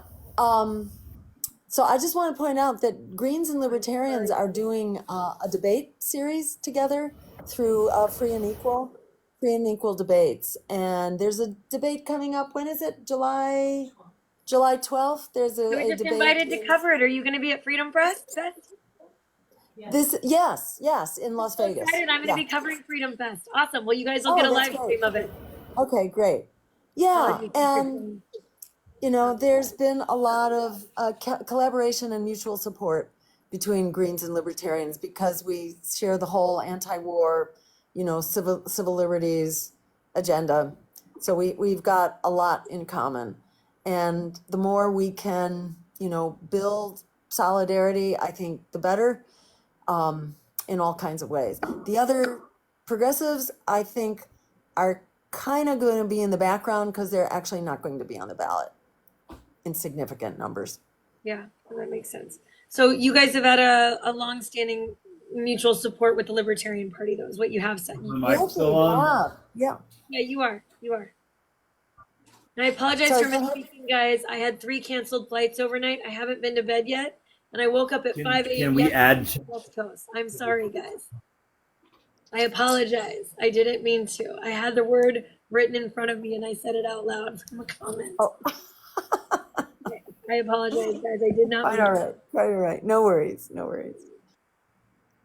right. Were you trying to ask a short follow-up? Because I do need to come to Justin. Are we good? Justin, did you have a question for Dr. Stein this evening? Hey, yeah. First, I would like to thank you. I'm the one that got you here, Jill. Thank you, Justin. I would also like to shout out to Subliminal Nation and Weeds Gaming. They're all out here fighting for you every day. They're the ones who turned me onto your platform. So, yeah, definitely got to give them support. But I'm going to be a little bit more controversial than everybody else. I'm sure you're already familiar with it. So something we haven't heard tonight is how we would deal with the media and the propaganda that is used against us, which has been used against you in the past, as you can tell if you've read any of these comments, because they all call you Putin's puppet. A lot of my followers love your stance on everything, but because they seen that picture of you over there in the diplomatic meeting where you only had one English-speaking person there to talk to, I know the story. I'm just wanting to know if you can clarify a little bit on that, and tell us if you're going to give Ukraine the same kind of energy that you're going to give Gaza. Oh, and believe me, I already do. And one of the things that the Libertarians and the Greens collaborated on was a series of demonstrations and rallies calling for an end to the proxy war in Ukraine. I think it was called Rage Against the War Machine, was a rally that we did together. Very much in support of an end to this horrific war, which is a disaster above all for the people of Ukraine. This is a war that the U.S. wants to see Ukraine fight to the last Ukrainian, and that's exactly what's going on. Their interests are not being served. There are diplomatic ways out of this that have always been on the table, and the U.S., together with the U.K., have disrupted those diplomatic solutions. So absolutely, this is a very, very dangerous slippery slope towards nuclear confrontation going on right now in Ukraine. And, about the Putin puppet thing, well, I was investigated for 3 years by the Senate Intelligence Committee because of that rumor mongering, which was really an effort. That was the empire fighting back. They got really scared by the amount of support that came into our campaign in 2016. So they basically launched this Russiagate smear campaign. Be very, very wary of the propaganda from the empire. They do not like it when you begin to threaten their hegemony. And if you put out some ideas about, a more peaceful world and how we could better use our resources instead of spending half of our congressional budget on endless wars that make the world, on fire all over the world, they're going to come after you, and consider it a badge of honor that they've come after me. And, I've been suppressed on social media and shadow banned ever since, and I was investigated for 3 years. They were trying to find some way to criminalize me around a visit to an international media conference in Moscow where that picture was snapped during the few minutes that Putin sat at that table. I would have loved to have talked to him because I was actually challenging the bombing of Syria that he had just begun. That was part of my message. I went to Moscow to speak to international media about 3 things: banning nuclear weapons, creating a peace offensive in the Middle East to end all these endless wars, and a global climate Green New Deal, a global Green New Deal to address the climate crisis. I wish our elected leaders had the backbone to actually follow in suit here. This is very much what we need. We need a foreign policy based on diplomacy and international law, not on just, raw military might and conflict, which they're all about. So John Kennedy, made the statement, we must not negotiate out of fear, but we must not fear to negotiate. We have to talk to our adversaries as well as our allies. And they tried to concoct this conspiracy theory out of it and tried to get me into trouble, like as if I was on Putin's payroll. And the Senate Intelligence Committee looked into all of that very carefully. Did you see any indictments coming out of that? No, you did not. They basically gave me a complete clean bill of health. But, the crazies out there want to keep that going and want to keep the smear campaign going. There's absolutely nothing to it. So, end of story. Thank you, Dr. I know I'm sorry to even ask that question, but that is the most asked question that I get. And I think that that's the biggest point to these town halls, is to address the things that the people have the biggest problems with. And the people that support you already know you better than that. But yeah, I'm sorry to ask that question. And I would just point out that this is the empire continuing to strike back. They are very afraid. They don't have a new smear campaign because I've been out there too long. So they're just trying to rerun the old smear campaigns. But it's really important, for people to go to our website, to follow us on social media, and you'll see this stuff answered in the record and in real time. This is BS. This is their propaganda campaign because they're quaking in their boots. They are really afraid because people are in a, there's an uprising going on right now, and they know that people are not happy with them. So they are trying to destroy us, to tie us up in court, to throw us off the ballot. They are running scared, which is a sign of our strength. Go to JillStein2024.com. Right now, we are fighting to get on the ballot so that there will be an anti-genocide, pro-worker climate emergency campaign. And we have a lot in common with the libertarians on some of that, but there are other issues that people feel pretty passionately about having living wages, about having health care as a human right, about answering our climate crisis. And we are the one campaign that brings all of that stuff together. And so we really encourage people to join in our ballot drives right now. We're fighting in Indiana and Illinois in particular, where they're trying to keep us off the ballot with these outrageous ballot drive requirements. And, you know, you can help carry petitions, you can sign a petition, you can make a contribution to help us fight in court. This is a knockdown, drag out, you know, fight to the finish with the empire that does not want competition and which is trying to silence us and silence the American people from standing up and voting for what it is that we desperately need now. So let's, you know, they ain't seen nothing yet. And go to our website to join the team. We've got some really great fights going, which are really critical for us all. Thank you so much, Dr. Stein. I'm gonna start to close down the live, everybody. She has given us far more time than we were entitled to, I promise you. What I want to do is I want to remind everybody that the way you can stay informed, because in this channel we respect each other, we respectfully disagree, but what we do is we learn from everyone and every voice. We support everyone's right to vote for whoever speaks to them. We encourage you to vote for who gives you hope, not who fills you with the most rage to get you to vote a certain way. And we encourage you to be educated. If you enjoyed tonight, follow all these creators. Please follow Dr. Stein. Please follow Tony. Follow Ian. Follow James. Follow Purple USA.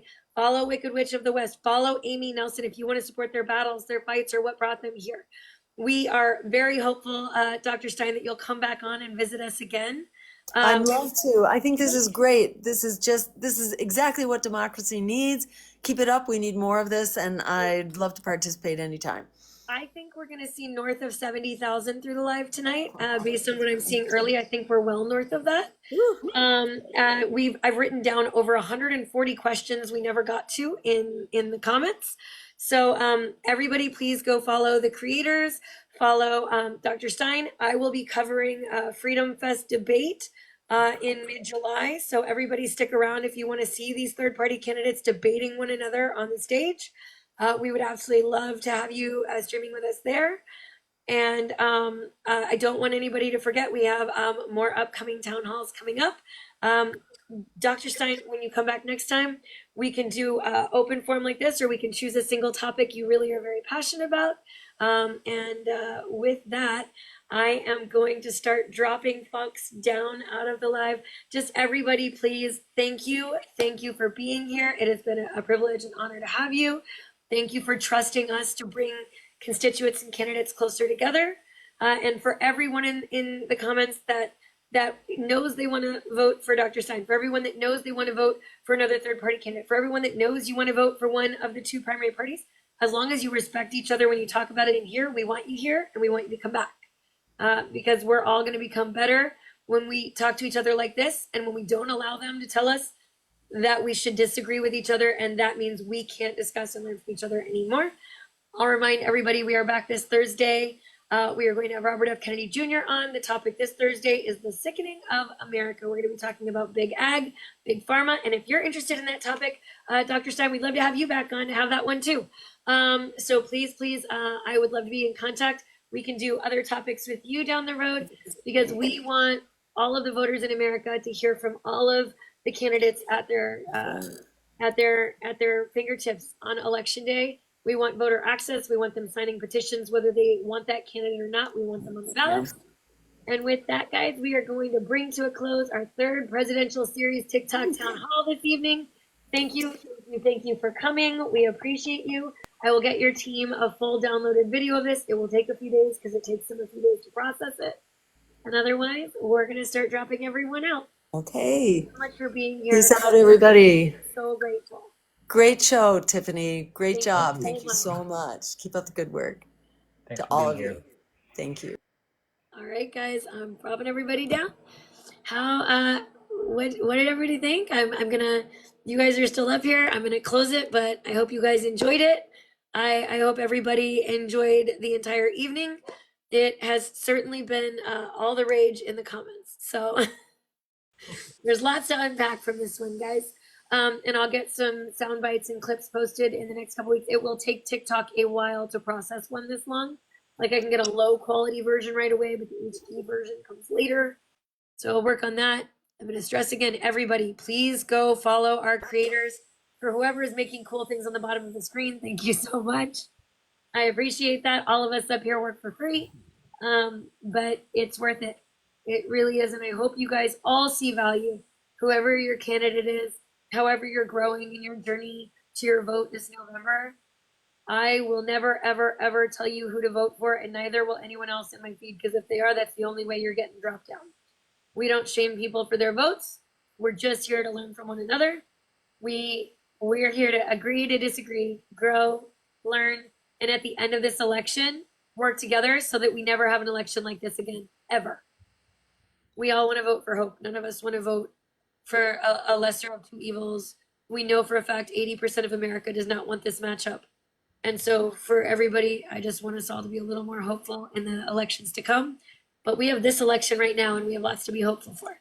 I will see everybody back here on Thursday night, where we have some really amazing creators and some homesteaders joining us to talk about agriculture, to talk about pharmaceuticals. We have some medical professionals. We may have Alicia Silverstone here. I just got told that. Very exciting. I was just told that she may want to join our live. So, as if. Right? And for all of you down here, I will get the new dates and links posted. Thank you for being here and for helping us to keep this growing. I am so grateful to everybody that tuned in. We are too. Thank you, Tiff. Thank you guys. Thank you guys. Thank you guys. And everyone have an amazing night. Happy Father's Day to all the fathers that gave up a part of your Father's Day, and all the single moms and all the foster parents and all the grandparents and kinship care. Thank you for giving up a part of your Father's Day for us tonight. We Indeed. appreciate you. Happy Father's Day. Good night. Toodaloo, kangaroos. Bye, y'all. See ya.